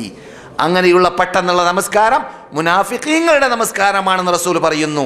ആദ്യത്തെ ഇനം ഇബ്നുൽ ഖയ്യിം പറയുന്നത്, നമസ്കരിക്കുന്നവൻ നമസ്കാരത്തിലൂടെ അള്ളാഹ് അംഗീകരിക്കുന്ന നമസ്കാരമല്ല, അള്ളാഹുവിന്റെ അടുക്കിലേക്ക് മീതെ കയറുന്ന നമസ്കാരമല്ല. ആ ഇനത്തിൽ നമ്മുടെ നമസ്കാരത്തെ അള്ളാഹ് പെടുത്താതിരിക്കട്ടെ. ശ്രദ്ധിക്കണം. നമസ്കരിക്കാൻ നിൽക്കുമ്പോൾ ഞാനീ പറഞ്ഞ ശൈലികളൊക്കെ കഴിവിൻ്റെ പരമാവധി പാലിക്കാൻ വേണ്ടി ശ്രദ്ധിക്കണം.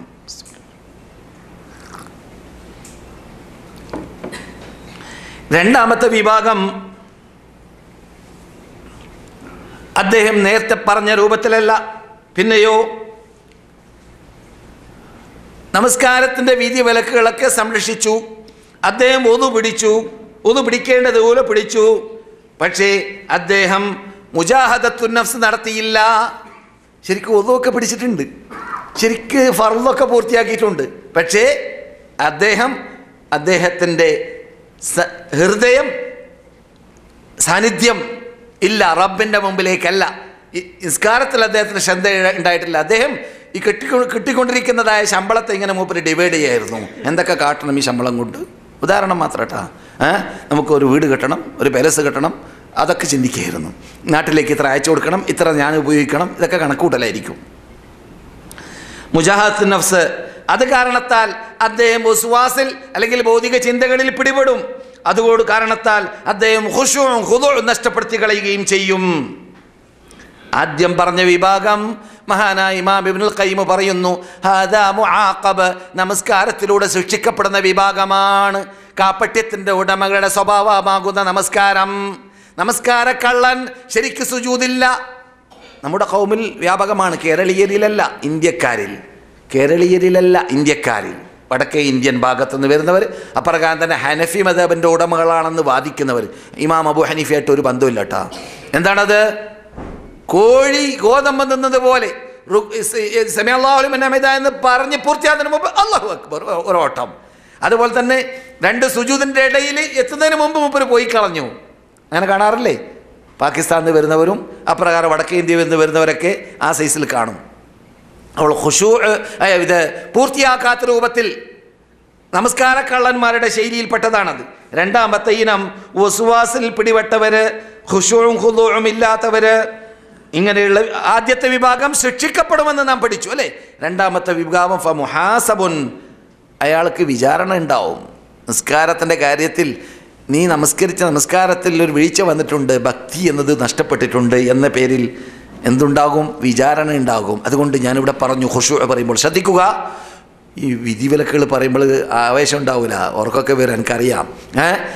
ഞാനിവിടെ പറഞ്ഞിട്ടുണ്ട്, നമസ്കാരത്തിൽ ഖുശൂഅ് ഖുദൂഅ് എന്നത് ഭക്തിയോട് കൂടി നമസ്കരിക്കുക എന്നത് വാജിബാണെന്ന് പറഞ്ഞവർ നമ്മുടെ ഇമാമുകളിലുണ്ട്. വാജിബാണ് എന്ന് പറഞ്ഞവർ നമ്മുടെ ഇമാമുകളിലുണ്ട്.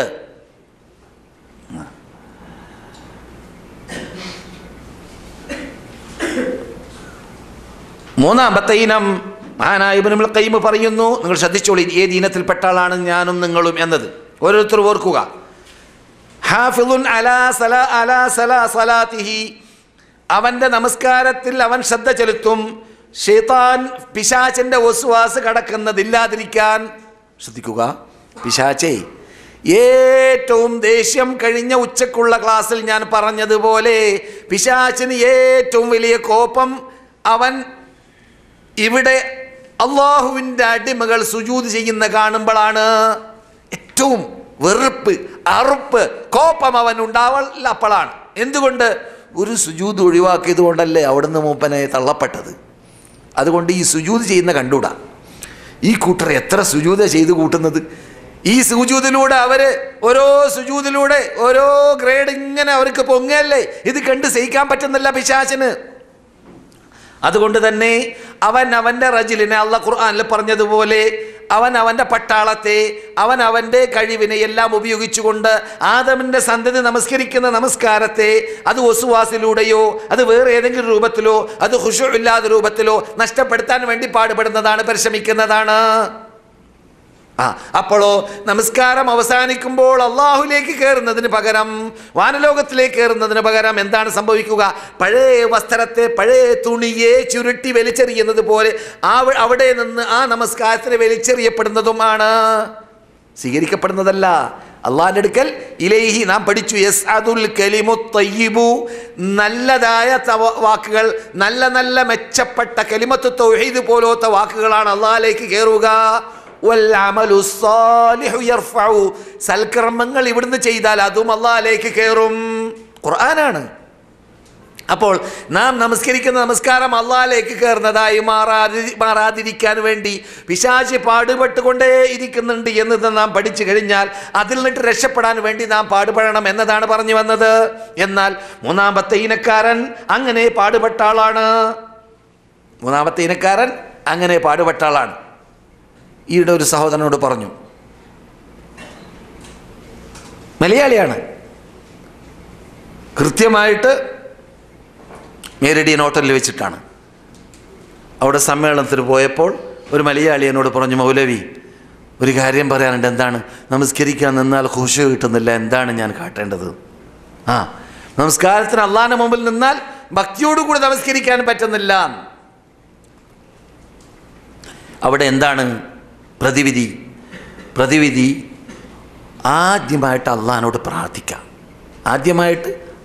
പ്രാർത്ഥിക്കുക. കാരണം അള്ളാഹു ഈ പിശാചാണല്ലോ, മനസ്സിലാവാൻ വേണ്ടി മാത്രം കേട്ടാ, പിശാചാണല്ലോ നമ്മെ വഴിപഴപ്പിക്കുന്ന ആൾ അല്ലേ. നാം ഏതെങ്കിലും ഒരു ഉദാഹരണത്തിന് അള്ളാഹിനോട് തുല്യപ്പെടുത്താനല്ല കേട്ടാ. വലില്ലാഹിൽ മസലുൽ അലാ, അള്ളാഹുവിനുള്ളതായ മസല് അത് ആരോടും എപ്പോഴും എവിടെയും എന്തിനോടും തുല്യപ്പെടുത്താൻ പറ്റുന്നതേ അല്ല. തുല്യപ്പെടുത്തുന്നത് കൊണ്ടല്ല, പിന്നെ മനസ്സിലാക്കാൻ വേണ്ടിയാണ്. ഉദാഹരണം, നാം ഒരു തോട്ടത്തിലേക്ക് ചെന്നു, മഹാതോട്ടം, അവിടെ കാവൽ ഭടന്മാരൊക്കെ ഉണ്ട്. അക്കൂട്ടത്തിൽ ഏറ്റവും പ്രയാസം കാവൽ ഭടന്മാരൊക്കെ ബുദ്ധിയുള്ള ആളായതുകൊണ്ട് അകത്ത് കിടക്കാൻ അനുവദിച്ചെങ്കിലും അവിടെ ഒരു കാവൽ നായയുണ്ട്. മൂപ്പര് മിണ്ടാതിരിക്കുന്നില്ല. മൂപ്പര് കൊരയോട് കൊര. മൂപ്പര് നമ്മെ അങ്ങോട്ട് കടത്താൻ വിടുന്നില്ല.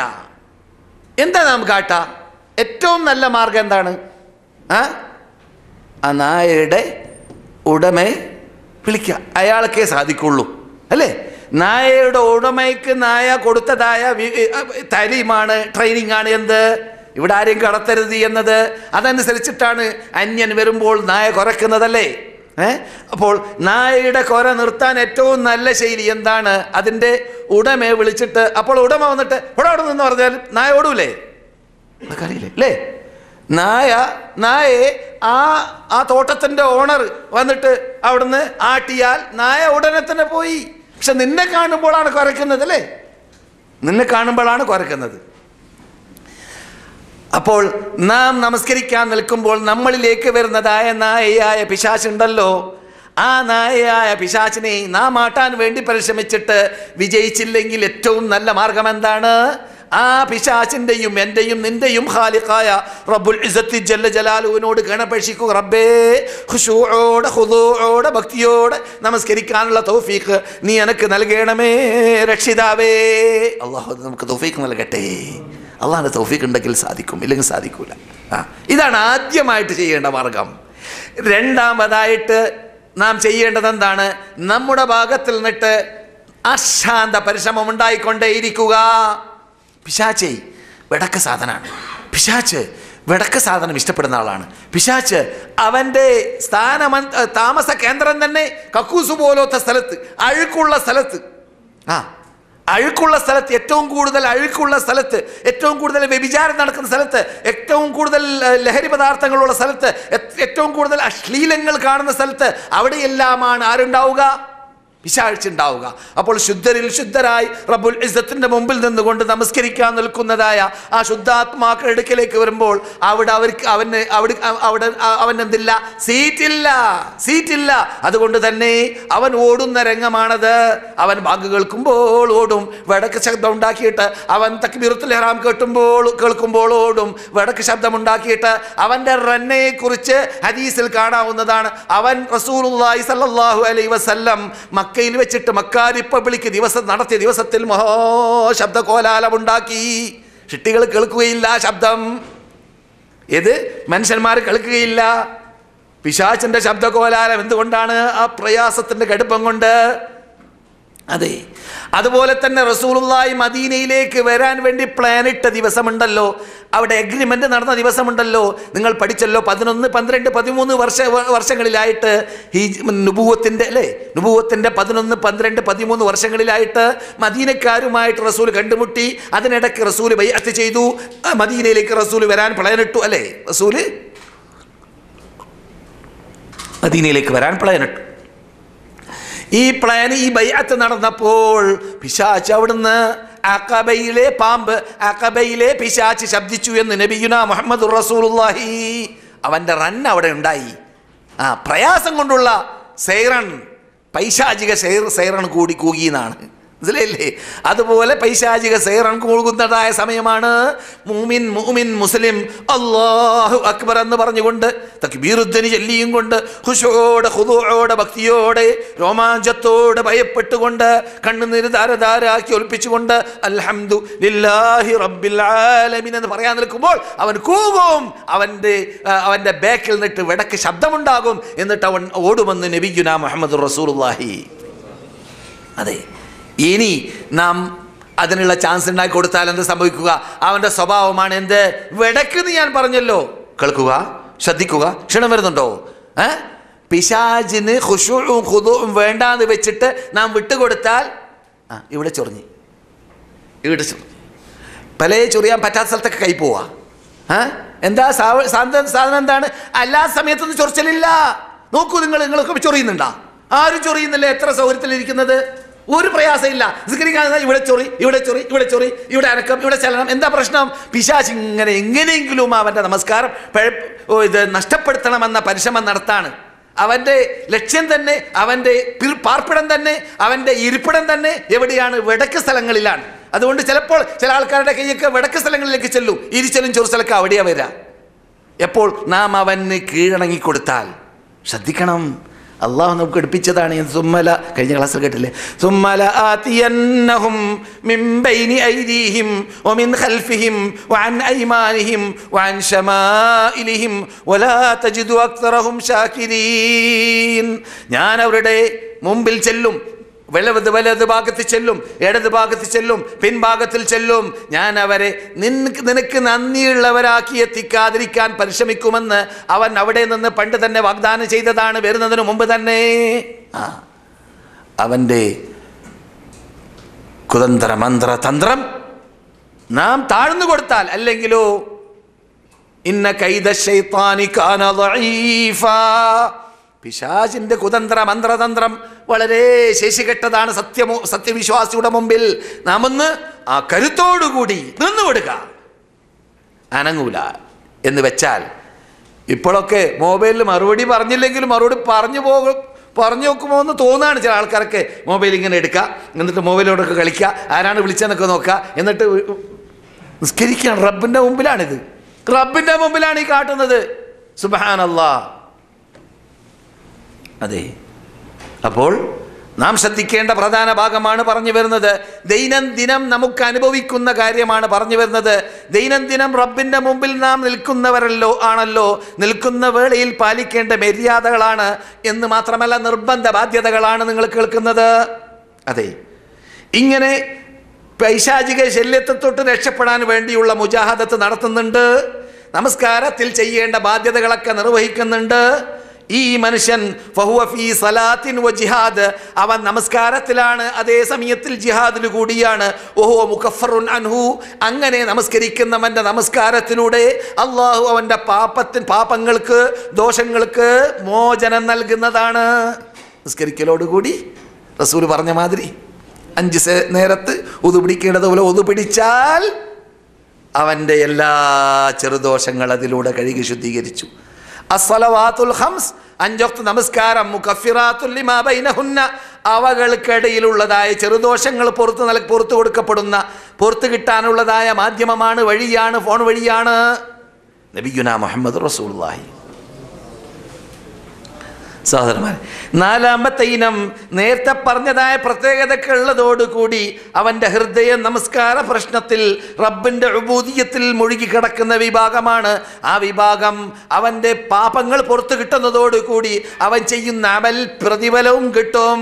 അഥവാ നിസ്കരിക്കാൻ നിൽക്കുമ്പോൾ ഞാനിത് അള്ളാഹ്ക്കുള്ളതായ ആരാധന മാത്രമാണ് നൽകുന്നത്, ഇത് ഷിട്ടുകളോട് ഒഴിവായി ഷിട്ടാവിനോടുള്ളതായ ആ സ്പെഷ്യൽ ബന്ധം ഞാൻ പുലർത്തുന്നതാണ് ഇതിലൂടെ എന്ന ആ വിശ്വാസത്തോടു കൂടി അതൊന്നുകൂടി കൂട്ടിച്ചേർത്ത് മൂപ്പർ മുമ്പ് ചെയ്ത പിശാച് വരാതിരിക്കാൻ, ചൊറിയാതിരിക്കാൻ, വസ്വാസില്ലാതിരിക്കാൻ പരിശ്രമിച്ച പരിശ്രമം മാത്രമാണ് നാം 3-ാമത്തെ ഇനത്തിൽ കണ്ടത്. ഇവിടെ കൂടുതലുണ്ട്. റബ്ബിനുള്ള ആരാധനയാണ്, റബ്ബ് കൽപ്പിച്ച കൽപ്പനയാണ്, ഇത് നിർവഹിച്ചിട്ടില്ലെങ്കിൽ ഞാൻ കുറ്റക്കാരനാകും എന്ന പരിശ്രമം, എന്ന ചിന്ത, എന്ന ബോധം അവൻ്റെ ഹൃദയത്തിലുണ്ട്. അത് 4-ാമത്തെ ഇനമാണ്. വഹാദാ മുസാബ്, ഇദ്ദേഹത്തിന് നമസ്കാരത്തിന് കുറ്റങ്ങൾ പൊറുക്കപ്പെടുന്നതോടൊപ്പം പ്രതിഫലം ലഭിക്കപ്പെടുകയും ചെയ്യും. 5-ാമത്തെ ഇനം, അത് അവസാനത്തെ ഇനമാണ്. 5-ാമത്തെ വിഭാഗം അത് സിദ്ദീഖീങ്ങളുടെ നമസ്കാരം എന്നാണ് എനിക്ക് തോന്നുന്നത്. ഇബ്നുൽ ഖയ്യിം അത് പറഞ്ഞിട്ടില്ല. അതിൻ്റെ കോലം എങ്ങനെയാണ്? ഒതു പിടിക്കാൻ വരുന്ന സന്ദർഭത്തിൽ തന്നെ ഭക്തി ആരംഭിക്കും. നമസ്കാരത്തിൽ പ്രവേശിച്ചാൽ ആൾ മാറും. അതൊക്കെ നാം സഹാബാക്കളിൽ കാണാറുള്ളതാണ്. താബീങ്ങളിലും കണ്ടിട്ടുണ്ട്. നാം പഠിച്ചിട്ടില്ലേ? ഇയാളുടെ ഒരു തോട്ടത്തിൻ്റെ ഉടമയെക്കുറിച്ച് പരിചയപ്പെടുത്താറുണ്ടല്ലോ. എറുവ അല്ലേ? എറുവ, അയാൾ താബിഈയാണ്. എറുവ എന്ന് പറഞ്ഞാൽ ഉറുവയാണ് അസൽ. ഉറുവത്ത് ഇബ്നു സുബൈർ, സുബൈറിൻ്റെ മകൻ. സുബൈർ ആരാണ്? സ്വർഗത്തിൻ്റെ ടിക്കറ്റ് ഭൂമിയിൽ നിന്ന് കിട്ടിയ 10 ആൾ ഒരാളാണ് അല്ലേ? അയാളുടെ മകൻ ഉറുവയുടെ പേരിൽ ഒരു പട്ടണമുണ്ട് അല്ലേ? എവിടെ? ഇപ്പോഴുള്ളതായ ഇവിടുത്തെ ഇമാറ ഉണ്ടല്ലോ, ഗവർണർ ഇരിക്കുന്ന കെട്ടിടം. ആ കെട്ടിടം കഴിഞ്ഞാൽ അങ്ങോട്ടുള്ള ഭൂമി മുഴുവനും ഏകദേശം അബിയാർ വരെയുള്ള സ്ഥലത്തിൻ്റെ പേരാണ് എന്ത്? എറുവ. അത് ഉറുവയാണ് അസൽ. അത് ആ മഹാനേതൃത്വത്തിൻ്റെ നാടായിരുന്നു ആ സ്ഥലം. അദ്ദേഹത്തിൻ്റെ കോട്ട, അദ്ദേഹത്തിൻ്റെ കിണർ, അദ്ദേഹത്തിൻ്റെ പല അവശിഷ്ടങ്ങൾ ഇപ്പോഴും അവിടെയുണ്ട്. ആ ഉറുവത്ത് സുബൈറിന് മഹാമാരകമായ രോഗം, കാലിന് പിടിപെട്ടു. ചിലപ്പോൾ ക്യാൻസർ പോലത്തെ രോഗമായിരിക്കാം. എന്നിട്ട് ഡോക്ടർമാരൊക്കെ തീരുമാനിച്ചു മുറിച്ചാലേ തീരൂന്ന്. പക്ഷേ പണ്ട് കാലഘട്ടങ്ങളിൽ മുറിക്കേണ്ടി വന്നാൽ എന്ത് ചെയ്യാറുണ്ട്? ലഹരി ഉപയോഗിക്കാറുണ്ട്. പഴയ കാലഘട്ടങ്ങളിൽ അങ്ങനെയാണ്. ലഹരി ഉപയോഗിച്ചാൽ, ലഹരിയിലൂടെ മസ്തായി കഴിഞ്ഞാൽ എന്ത് സംഭവിക്കും? മുറിക്കുന്നത് അറിയുകയില്ല. പക്ഷേ മഹാൻ പറഞ്ഞു, ഞാനൊരിക്കലും അല്ലാഹ് ഹറാമാക്കിയത് എൻ്റെ ചികിത്സയ്ക്ക് വേണ്ടി ഉപയോഗിക്കുക തന്നെയില്ല. പക്ഷേ മുറിക്കാൻ പറ്റുന്ന സന്ദർഭം ഞാൻ പറഞ്ഞു തരാം, ആ സന്ദർഭത്തിൽ മുറിച്ചാൽ മതി കാലെന്ന്. എന്നിട്ട് അദ്ദേഹം പറഞ്ഞു, ഞാൻ നമസ്കാരത്തിൽ പ്രവേശിക്കുന്ന കണ്ടാൽ മുറിച്ചോളീൻ. അങ്ങനെ മൂപ്പര് സുജൂദിൽ കിടക്കുമ്പോൾ മുറിച്ചതാണെന്നാണ്. അറിഞ്ഞില്ല. നമുക്ക് കൊലപ്പെടും. നമ്മുടെ നിഘണ്ടുവിൽ കയറൂല അത്. എന്തുകൊണ്ട്? നാം അവിടേക്ക് എത്താത്തത് കൊണ്ട്. നാം നമസ്കരിക്കുമ്പോൾ ആ ഭക്തിയോടുകൂടി നമസ്കരിച്ച് നമുക്ക് പ്രാക്ടീസ് ഇല്ല. നമസ്കരിക്കുമ്പോൾ കരഞ്ഞിട്ടോ, നമസ്കരിക്കുമ്പോൾ അള്ളാഹുവിനെ ഭയപ്പെട്ടിട്ടോ, നമസ്കരിക്കുമ്പോൾ പരലോകം ഓർത്തിട്ടോ, നമസ്കരിക്കുമ്പോൾ അള്ളാഹുവിനോടുള്ളതായ അങ്ങേയറ്റ സ്നേഹം സ്നേഹിച്ചിട്ടോ നമസ്കരിച്ച് നമുക്ക് പ്രാക്ടീസ് ഇല്ല. പക്ഷേ പ്രാക്ടീസ് ഉള്ളത് കൊണ്ട് ആയിഷ പറയുന്നു, റസൂലുള്ളാഹി അബൂബക്കറിനെ ഇമാമത്ത് നിർത്തൂ എന്ന് പറഞ്ഞപ്പോൾ ആയിഷ പറഞ്ഞതായിട്ട് ഹദീസിൽ കാണുന്നു, ഞാൻ എന്തുകൊണ്ടാണ് അബൂബക്കറിനോട് പറയാത്തത്, എൻ്റെ ഉപ്പയോട് പറയാത്തത്? പല കാരണങ്ങളുണ്ട്. അതിലൊരു കാരണം അവർ പറയുകയാണ്, എൻ്റെ ഉപ്പ ഇമാമത്ത് നിൽക്കാൻ പറ്റുകയില്ല എനിക്ക് തോന്നി. എന്താ കാരണം? നമസ്കരിക്കാൻ കയറിയാൽ നിന്നാൽ തന്നെ മൂന്നാമത്തെ സഫിലേക്ക് മൂപ്പരുടെ പൊട്ടിക്കരച്ചൽ കേൾക്കലാണ്. അല്ലാഹു അക്ബർ എന്ന് പറഞ്ഞാൽ തന്നെ കരയാൻ തുടങ്ങും മൂപ്പര്. പിന്നെ ഇമാമത്ത് നിൽക്കാൻ മൂപ്പർക്ക് സാധിക്കൂല എന്നത് എൻ്റെ വാപ്പയെക്കുറിച്ച് അറിയാമെന്ന്. അതാണ് അഞ്ചാമത്തെ ഇനം. ഇത് ഈ പറഞ്ഞ നിബന്ധനകളൊക്കെ ഒത്തതോടുകൂടി നമസ്കാരത്തിലേക്ക് പ്രവേശിക്കുന്ന വേളയിൽ അള്ളാഹിനോടുള്ള പ്രീതി, അള്ളാഹിനോടുള്ള സ്നേഹം, അള്ളാഹിനോടുള്ളതായ അങ്ങേയറ്റത്തെ അടുപ്പ്, അള്ളാഹു എന്ന് മാത്രമല്ല കൺകുളിർമ. നാം കഴിഞ്ഞ ക്ലാസ്സിൽ പറഞ്ഞില്ലേ, എൻ്റെ കൺകുളിർമ നമസ്കാരത്തിലാണ് അള്ളാഹു ചെയ്തിട്ടുള്ളത്. എന്തെങ്കിലും പ്രയാസം റസൂൽ പറഞ്ഞ ഇദാ ഹസബഹു അംറുൻ, എന്തോ ഹദീസിൻ്റെ പദം ഓർമ്മയിൽ വരുന്നില്ല, ഞാൻ പലപ്പോഴും പറഞ്ഞിട്ടുണ്ട്. കാരണം ഇന്ന് ഞാൻ പറയാൻ വേണ്ടി ഉദ്ദേശിച്ചതല്ല. എന്തെങ്കിലും പ്രശ്നമുണ്ടായാൽ റസൂൽ എന്ത് ചെയ്യും? നമസ്കാരത്തിൽ പ്രവേശിക്കും. എന്തെങ്കിലും പ്രശ്നമുണ്ടായാൽ ഉടനെ പോയി നമസ്കരിക്കാൻ, എന്നിട്ട് നമസ്കാരത്തിൽ പ്രവേശിക്കും. സുബ്ഹാനല്ലാഹ്. കഴിഞ്ഞ ക്ലാസ്സിൽ ഞാൻ കേൾപ്പിച്ചിട്ടുണ്ട്. അബൂദാവൂദോ അല്ലെങ്കിൽ ഹാക്കിമോ മറ്റോ റിപ്പോർട്ട് ചെയ്യുന്നതായ ചില ആൾക്കാർ ഹസനാക്കി മാറ്റിയിട്ടുണ്ട്. എന്താണ്? അരിഹന ബിഹ, അല്ലയോ ബിലാലേ, ശാന്തിയും സമാധാനവും നൽകുന്ന നമസ്കാരം അതിനുവേണ്ടി അനൗൺസ് ചെയ്യൂ എന്ന് പറയാറുണ്ട്. സുബ്ഹാനല്ലാഹ്. നമുക്ക്, നിങ്ങളെക്കുറിച്ചല്ല, ഇന്ന് ജീവിക്കുന്നവരിൽ നല്ലൊരു ശതമാനം മുസ്ലിങ്ങൾക്ക് നമസ്കാരം ഒരു പ്രയാസമുള്ള കാര്യമാണ്. എപ്പോഴാണ് ഒഴിവായി കിട്ടാന്ന് വിചാരിക്കുക നമസ്കാരത്തിൽ കടന്നാൽ. അതുകൊണ്ട് തന്നെ ആ സ്പീഡ് കേട്ടാൽ ഏറ്റവും ചെറിയ സൂറത്ത് ഓതും. ഒരു സൂറത്തെ മനപ്പാടുള്ളൂ കേട്ടാ. ഏതാണത്? ഇന്ന ആതിനാക്കൽ കൗസർ. സുബീക്കും അതന്നെ ഓതാ, ഇഷയ്ക്കും അതന്നെ ഓതാ. എല്ലാവർക്കും കുറിച്ചല്ല കേട്ടാ. പക്ഷെ മലയാളികളിൽ ഇന്നും മലയാളികളിൽ ഇമാമത്ത് നിൽക്കുന്ന കാര്യത്തിൽ പിന്നിൽ നിൽക്കുക എന്ന ഒരു വീഴ്ച വിദ്യാർത്ഥികളൊഴിച്ച് പണ്ഡിതന്മാരൊഴിച്ച് പൊതുവേ മലയാളികളിൽ കാണുന്നുണ്ട്. ആ വീഴ്ച ചിലപ്പോൾ ഞാൻ ബംഗാളികൾ കാണാറില്ല. ബംഗാളികൾ നിസ്കരിക്കുന്നവരൊക്കെ കുറവാണെങ്കിലും അവർ അള്ളാഹു ഹിദായത്തിലാക്കട്ടെ, നമ്മെ ഹിദായത്തിലാക്കട്ടെ, ആരും കുറ്റം പറയല്ല. എന്നാലും ഒരവസരത്തിൽ ഞാൻ ഈ മസാനെ പള്ളി ഉണ്ടല്ലോ, മസാനെ പള്ളിയിൽ വലിയൊരു ജമാഅത്ത് കണ്ടു. നോക്കുമ്പോൾ ഒരു ബംഗാളിയാണ് ഇമാമത്ത് നിൽക്കുന്നത്. ഞാനിങ്ങനെ ചിന്തിച്ചൊരു മലയാളിയാണ് പിടിച്ച് നിർത്തിയതെങ്കിലോ നിൽക്കാൻ കിട്ടൂല. എനിക്കറിയാം, എൻ്റെ കൂട്ടരല്ലേ, എൻ്റെ കൗമല്ലേ, മലയാളികളെ കിട്ടൽ കുറവാണ്, വളരെ കുറവാണ്. പഠിക്കണം, ട്രെയിനിങ് നേടണം. നാം അതിലൊക്കെ മുൻപന്തിയിൽ വേണം, പരിശ്രമിക്കണം. എന്താ പരിശ്രമിച്ച ഒരു പ്രയാസമില്ല. സുബ്ഹാനല്ലാഹ്. ഇപ്പോൾ ഇത് നടന്നതായ കോൺഫറൻസിൽ പങ്കെടുത്തതായ സ്പെയിൻകാരിയായ ഒരു നൂരിയ എന്ന് പറയുന്ന ഒരു സഹോദരി, ആ സഹോദരി മുമ്പ് അവരുടെ നാട് തന്നെ യൂറോപ്പാണ് എന്ന് മാത്രമല്ല മതം നമ്മുടെ മതമല്ല, വേറെ മതമാണ്. അങ്ങനെ നമ്മുടെ മതത്തിൽ വന്നിട്ട് വേൾഡിൽ പേര് കേട്ട ഖുർആൻ എഴുതുന്ന എഴുത്തുകാരിയായി മാറിയത് ഒരു പെണ്ണിനെ നാം അവിടെ പരിചയപ്പെട്ടു. എന്ന് പറഞ്ഞാൽ അവിടെ അനൗൺസ് ചെയ്യപ്പെട്ടു. അവരുടെ സമർപ്പണങ്ങളൊക്കെ നടന്നു. മെറിഡിയൻ ഹോട്ടലിൽ കഴിഞ്ഞ ആഴ്ചയിൽ നടന്നതായ സമ്മേളനത്തിൽ വേൾഡ് ഖുർആൻ എഴുത്തുകാരുടെ, അതുപോലെ അറബി ഭാഷയിലുള്ള എഴുത്തുകാരുടെ ഇതിൽ ലിപിയിൽ. അപ്പോൾ മുസ്ലിങ്ങൾ എന്നിട്ട് കോടിക്കണക്കിൽ മുസ്ലിങ്ങൾ പലരും എത്താത്തതായ ഗ്രേഡിലേക്ക് ഒരു യൂറോപ്യൻ പെണ്ണ് എത്താൻ സാധിച്ചു. പരിശ്രമിച്ചപ്പോൾ എത്തി. നാം പരിശ്രമിക്കുന്നില്ല. നമ്മുടെ കൂടെ ട്രാൻസ്ലേഷനുണ്ട്, നമുക്ക് മലയാളം പരിചയമുണ്ട്. 40 പേജോ 30 പേജോ 20 പേജോ എണ്ണമുള്ളതായ പത്രം എ മുതൽ Z വരെ വായിച്ചു, പരസ്യം വരെ വായിക്കും. എന്നാലും ഖുർആൻ ഒരു പേജ് വായിക്കൂല. എന്തിനോട് അത്ര മനക്കെട്ട് വായിക്കുന്നത്? കാശ് കൊടുത്ത് വാങ്ങിയതാണ് പത്രം എന്നുള്ളത് കൊണ്ടായിരിക്കും അല്ലേ? പരസ്യം വരെ വായിക്കുക, ഒന്നും ഒഴിവാക്കൂല. ആ സമയത്ത് ഖുർആൻ്റെ ഒരു പേജെങ്കിലും നിസ്കരിക്കാൻ പള്ളി കയറിയാൽ ഏറ്റവും നല്ല സന്ദർഭം അതാണ്, ഖുർആൻ ഓതാൻ. 5 വക്ത് നമസ്കാരത്തിൽ നാം പള്ളിയിൽ പോകുന്നില്ലേ? മുമ്പോ പിമ്പോ ആയിട്ട് ഒരു 5 മിനിറ്റ് 3 മിനിറ്റ് ഉപയോഗപ്പെടുത്തുക. നാം ശ്രദ്ധിക്കുന്നില്ല എന്നുള്ളതുകൊണ്ടാണ്. ശ്രദ്ധിച്ചാൽ വലിയ പ്രയാസമുള്ള കാര്യമല്ല. നിങ്ങൾ ഒരു പേജ് അല്ലെങ്കിൽ 2 പേജ് നിങ്ങൾ ഒരു നമസ്കാരത്തിൻ്റെ മുമ്പിലും പിമ്പിലുമായിട്ട് ഓതിയാൽ ഒരു ദിവസം കൊണ്ട് നിങ്ങൾക്ക് ഒരു ജ്യൂസ് ഓതി തീർക്കാൻ പറ്റും. ഒരു പ്രയാസമുള്ള കാര്യമൊന്നല്ല. നാം എന്ത് ചെയ്യുന്നു? ഇബ്ലീസ് നമുക്ക് വലിയ വൈറ്റുള്ള കാര്യമാക്കി തോന്നിപ്പിച്ച് തരികയാണ്. ഉദാഹരണത്തിന് ഞാൻ പറയാം, നാം പലപ്പോഴും മറന്നുപോയ കാര്യമാണ്. റസൂലുള്ളാഹി പഠിപ്പിച്ച എന്നും രാവിലെ 100 പ്രാവശ്യം ചെല്ലാൻ വേണ്ടി പഠിപ്പിച്ച ലാ ഇലാഹ ഇല്ലല്ലാഹു വഹ്ദഹു ലാ ശരീക ലഹു ലഹുൽ മുൽക്കു വലഹുൽ ഹംദു വഹു അലാ കുല്ലി ഷൈഇൻ ഖദീർ. ഇങ്ങനെ ഒരാൾ പറഞ്ഞു കഴിഞ്ഞാൽ റബ്ബിൻ്റെ കസ്റ്റഡിയിലായവന്മാർ പൈശാചിക ശല്യം അവന് തട്ടുന്നതല്ല അന്നത്തെ ദിവസത്തിൽ. അതുപോലെ അള്ളാഹു സൃഷ്ടിച്ച സൃഷ്ടികളിൽ ഏറ്റവും ഉത്തമരായ അള്ളാഹുവിൻ്റെ ദൂതരുടെ കുടുംബമായ ബനൂ ഹാശിം കുടുംബത്തിൽപ്പെട്ടതായ 10 വ്യക്തി, എൻ്റെ ഓർമ്മ ശരിയാണെങ്കിൽ, അവർക്ക് മോചനം നൽകിയതായ വ്യക്തിയായി മാറി. എത്ര പ്രത്യേകതയാണ് പറയുന്നത്. ഇത്രയും പ്രത്യേകതയുള്ളതായ ലാ ഇലാഹ ഇല്ലല്ലാഹ് നാം കേൾക്കുമ്പോൾ തന്നെ കുറേ സമയം വേണ്ടി വരുമെന്നൊക്കെ തോന്നിപ്പോകലാണ്. ഇല്ല, ആകെ 10-12 മിനിറ്റ് മതി. പതിവുള്ളവരോട് ചോദിച്ചാൽ അറിയാം, 10-12 മിനിറ്റേ വേണ്ടിയുള്ളൂ. ഈ ഒരു അമേരിക്കൻ ഫിലിം കാണാൻ 2.5 മണിക്കൂറില്ലേ, ചിലപ്പോൾ അതിലും കൂടുതൽ. അല്ലെങ്കിൽ ഗുസ്തി കാണാൻ 1.5 മണിക്കൂർ. ഇത് 10-12 മിനിറ്റ് കൊണ്ട് ലാ ഇലാഹ ഇല്ലല്ലാഹു വഹ്ദഹു ലാ ശരീക ലഹു ലഹുൽ മുൽക്കു വലഹുൽ ഹംദ് വഹുവ അലാ കുല്ലി ഷൈഇൻ ഖദീർ എന്ന് പറഞ്ഞു തീർക്കാൻ പറ്റും. അന്നത്തെ ദിവസത്തിൽ അവൻ അള്ളാഹുവിൻ്റെ കസ്റ്റഡിയിലായി മാറി. ഒരു പ്രയാസം നേരിടാതെ അവന് അന്നത്തെ ദിവസത്തിൽ 4 മാല പോലെ വരുന്ന പ്രശ്നങ്ങളെ മഞ്ഞ് പോലെയാക്കി മാറ്റാൻ അത് സഹായകമായി മാറും. ഭൗതിക നേട്ടം പരലോകത്തിൽ പിന്നെ പറയേണ്ടതുമില്ല. നീണ്ട 4 കാര്യങ്ങൾ റസൂൽ പറയുന്നുണ്ട്.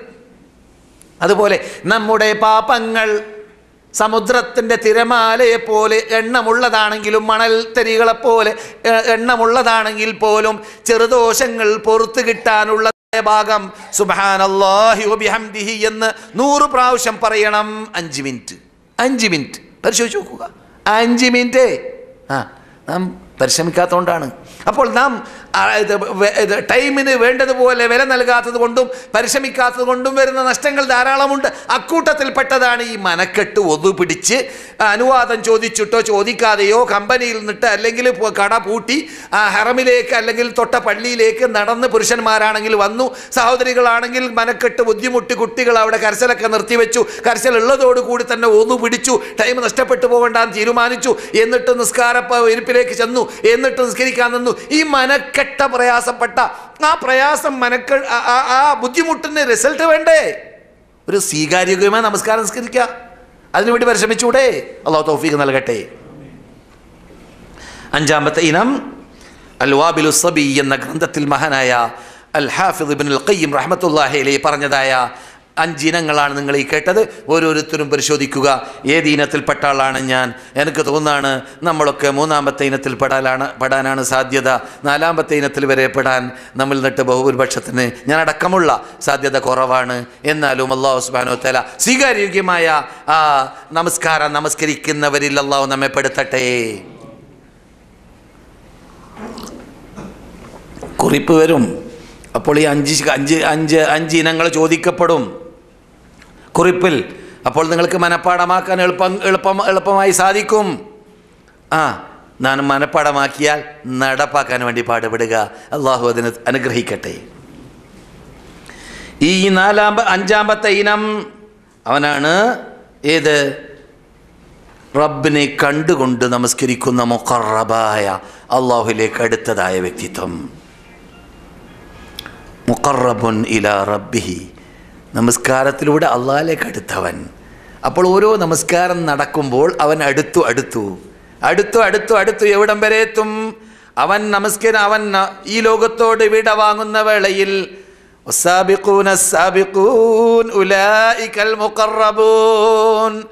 മുമ്പന്മാരായ ഇസ്ലാമിൻ്റെ ആദ്യ കാലഘട്ടത്തിൽ ഈ മതത്തിൽ മെമ്പർഷിപ്പ് നേടിയവർ അള്ളാഹിലേക്ക് അടുത്തവരാണ് എന്നുള്ള പറഞ്ഞ ശേഷം സുല്ലത്തും മിനൽ അവ്വലീൻ, ആ സ്റ്റാൻഡേർഡിലേക്ക് എത്തിയവർ മുൻഗാമികളിൽ നിന്നിട്ട് നല്ലൊരു വിഭാഗം, വഖലീലും മിനൽ ആഖിരീൻ, പിൻഗാമികളിൽ നിന്നിട്ടും അല്പം പേർ എന്ന് പറഞ്ഞവരിൽ പെടും. അല്പം പേർ ആരാണിവർ? അടുത്തവർ, മുഖറബീങ്ങൾ, അള്ളാഹിലേക്ക് അടുത്തവർ. അള്ളാഹു ആ ഇനത്തിൽ നമ്മെ പെടുത്തട്ടെ. അതെ സഹോദരന്മാരെ, സഹോദരികളെ, ഈ നമസ്കാരം എന്നത് പണ്ട് തന്നെ റബ്ബുൽ ഇസ്സത്ത് ജല്ല ജലാലു ഓരോ ഉമ്മമുകൾക്ക് നിർബന്ധമാക്കി എന്ന് ഞാൻ പറഞ്ഞ കൂട്ടത്തിൽ ഞാൻ കഴിഞ്ഞ ക്ലാസ്സിൽ ഉണർത്താത്ത ഭാഗമാണ് ഇന്ന് നിങ്ങളെ ഉണർത്താൻ ഉദ്ദേശിക്കുന്നത്. അതൊരു ഉടമ്പടി കൂടിയായിരുന്നു എന്ന് റബ്ബ് പറയുന്നുണ്ട്. وإذا أخذنا ميثاق بني إسرائيل لا تعبدون إلا الله وبالوالدين إحسانا وذي القربى واليتامى والمساكين وقولوا للناس حسنا وأقيموا الصلاة وآتوا الزكاة.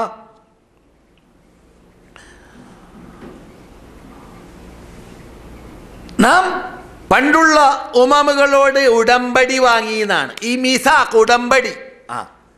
ആ ഉടമ്പടി വാങ്ങിയ കൂട്ടത്തിൽ അള്ളാഹു പറയുന്നു, ബനു ഇസ്രായേലികൾ നമ്മെ തമർത്താൻ വേണ്ടി പരിശ്രമിച്ചു കൊണ്ടേയിരിക്കുന്ന ഇന്ന് വരെ ഖിയാമത്ത് നാൾ വരെ നമ്മുടെ കഠിന ശത്രുക്കളാണെന്ന് ഖുർആൻ പറഞ്ഞ ഇന്ന അശദ്ദന്നാസി ലതജിദന്ന അശദ്ദന്നാസി അദാവതൻ ലില്ലദീന ആമനു ആര് അൽ അൽ യഹൂദ്. എവിടെ ഖുർആൻ പാടപ്പെട്ടവരൊക്കെ?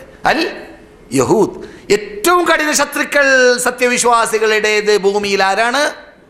യഹൂദി. നാം എപ്പോഴെങ്കിലും ജൂതന്മാരുമായി ബന്ധപ്പെട്ട ഒരു വിഷയം കേൾക്കാത്ത ഒരു ദിവസം ഉണ്ടോ? ഇല്ല. ഇന്ന് വരെ നാം കേട്ടു. അൽഹംദുലില്ലാ, ഇന്ന് കേട്ട വാർത്ത നല്ല സന്തോഷകരമായ വാർത്തയാണ്. അതെന്താണ്? ഫലസ്തീനികളുടെ ഐക്യത്തിൽ അല്ലേ? ഫലസ്തീനികളെ ഏകീകരിച്ചു ഈജിപ്തിൽ വെച്ച്.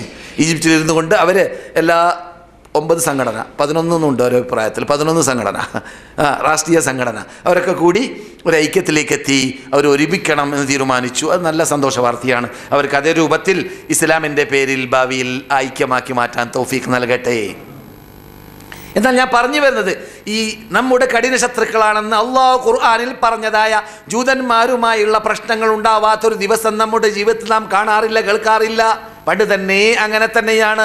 നമ്മുടെ ദൂതർ ജീവിച്ചിരുന്ന കാലഘട്ടത്തിൽ വരെ ദൂതർക്ക് വിഷം നൽകാൻ വേണ്ടി പരിശ്രമിച്ച പെണ്ണിനെ കുറിച്ച് പറയപ്പെടുന്നത് അതൊരു ജൂത സ്ത്രീയായിരുന്നു എന്നതാണ്. സുബ്ഹാനല്ലാഹ്. അതുകൊണ്ട് റസൂൽ മരിക്കാൻ കിടക്കുന്ന വേളയിൽ പറഞ്ഞു, പണ്ട് എനിക്ക് നൽകപ്പെട്ട ഖൈബറിൽ വെച്ചിട്ട് നൽകപ്പെട്ടതായ ആ വിഷത്തിൻ്റെ ആ വിഷം കാരണത്തിലുള്ളതായ അതിൻ്റെ എഫക്റ്റ് ഇപ്പോൾ ഞാൻ അനുഭവിച്ചു കൊണ്ടിരിക്കുന്നു എന്ന് നബിയുന മുഹമ്മദുർ റസൂലുള്ളാഹി. ഹദീസ് സഹീഹാണ്. റസൂലിന് വരെ പിന്നെ ബാക്കിയുള്ളവരുടെ കാര്യം പറയേണ്ടതില്ലല്ലോ.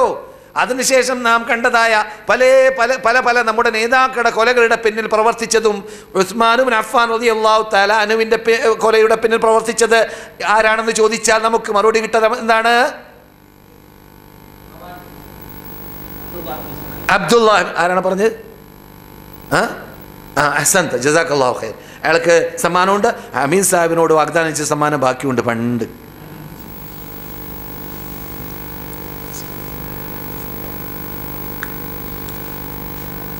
അബ്ദുല്ലാഹി ഇബ്നു സബ, യമൻകാരൻ.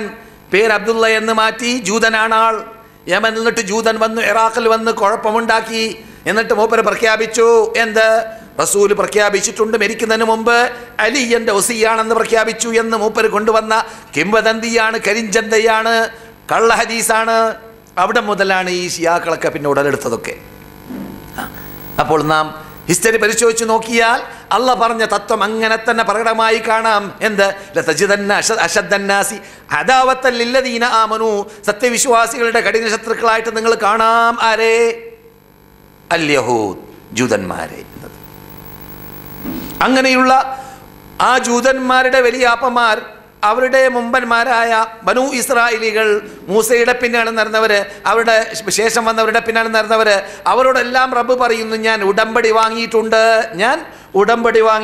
എന്ന്. എന്ത്? ലാ തഅബുദൂന ഇല്ലല്ലാഹ്. നിങ്ങൾ അള്ളാഹുവിനോടല്ലാതെ വിളിച്ച് പ്രാർത്ഥിക്കാൻ പാടില്ല, അള്ളാഹുവിനെ അല്ലാതെ ആരാധിക്കാൻ പാടില്ല എന്ന തൗഹീദിന്റെ ഭാഗം, ഉടമ്പടിയുടെ ആദ്യത്തെ ഭാഗം. വബിൽ വാലിദൈനി ഇഹ്സാനാ. സ്വഭാവം പറയുമ്പോൾ നമുക്ക് പറയാം, അള്ളാഹു തൗഫീഖ് ചെയ്താൽ എന്ത്? മാതാപിതാക്കൾക്കുള്ള ബാധ്യത. സുബ്ഹാനല്ലാഹ്. മാതാപിതാക്കൾക്കുള്ള ബാധ്യത എപ്പോഴും അള്ളാഹ് പറയൽ അള്ളാഹ്ക്ക് ഇബാദത്ത് ചെയ്യാൻ പറയുന്നതോടൊന്നിച്ചാണ്. അള്ളാഹ്ക്ക് നിങ്ങൾ ആരാധിക്കണം, മാതാപിതാക്കളെ നിങ്ങൾ അനുസരിക്കണം, അവർക്ക് നന്മ ചെയ്യണം. ഇത്രയും പ്രാധാന്യം മാതാപിതാക്കളോടുള്ളതായ കടപ്പാടിൽ നാം കാട്ടാറുണ്ടോ? ഓരോരുത്തരും ഓരോട് ചോദിച്ചാൽ മതി. പിന്നെ ഉദിൽ ഖുർബ, കുടുംബ മെമ്പർമാരോട്, വൽ യതാമ, അനാഥകളോട്, വൽ മസാക്കീൻ, അവശരോട്, കഴിവില്ലാത്തവരോട് എന്ന് മാത്രമല്ല, വഖൂലൂ ലിന്നാസി ഹുസ്നാ, ജനങ്ങളോട് നിങ്ങൾ നന്മ മാത്രമേ പറയാവൂ. ജനങ്ങളോട് പറയുമ്പോൾ നല്ലത് പറയണം, വിടക്ക് പറയരുത്, വിടക്ക് ചീത്ത വാക്കുകൾ പറയരുത്, വിടക്ക് സമീപിക്കരുത്. ഇതൊക്കെ ഉടമ്പടി, അഗ്രിമെന്റ്.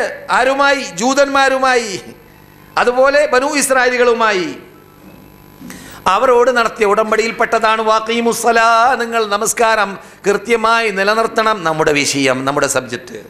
വാതു സക്കാ, സക്കാത്ത് കൊടുക്കണം.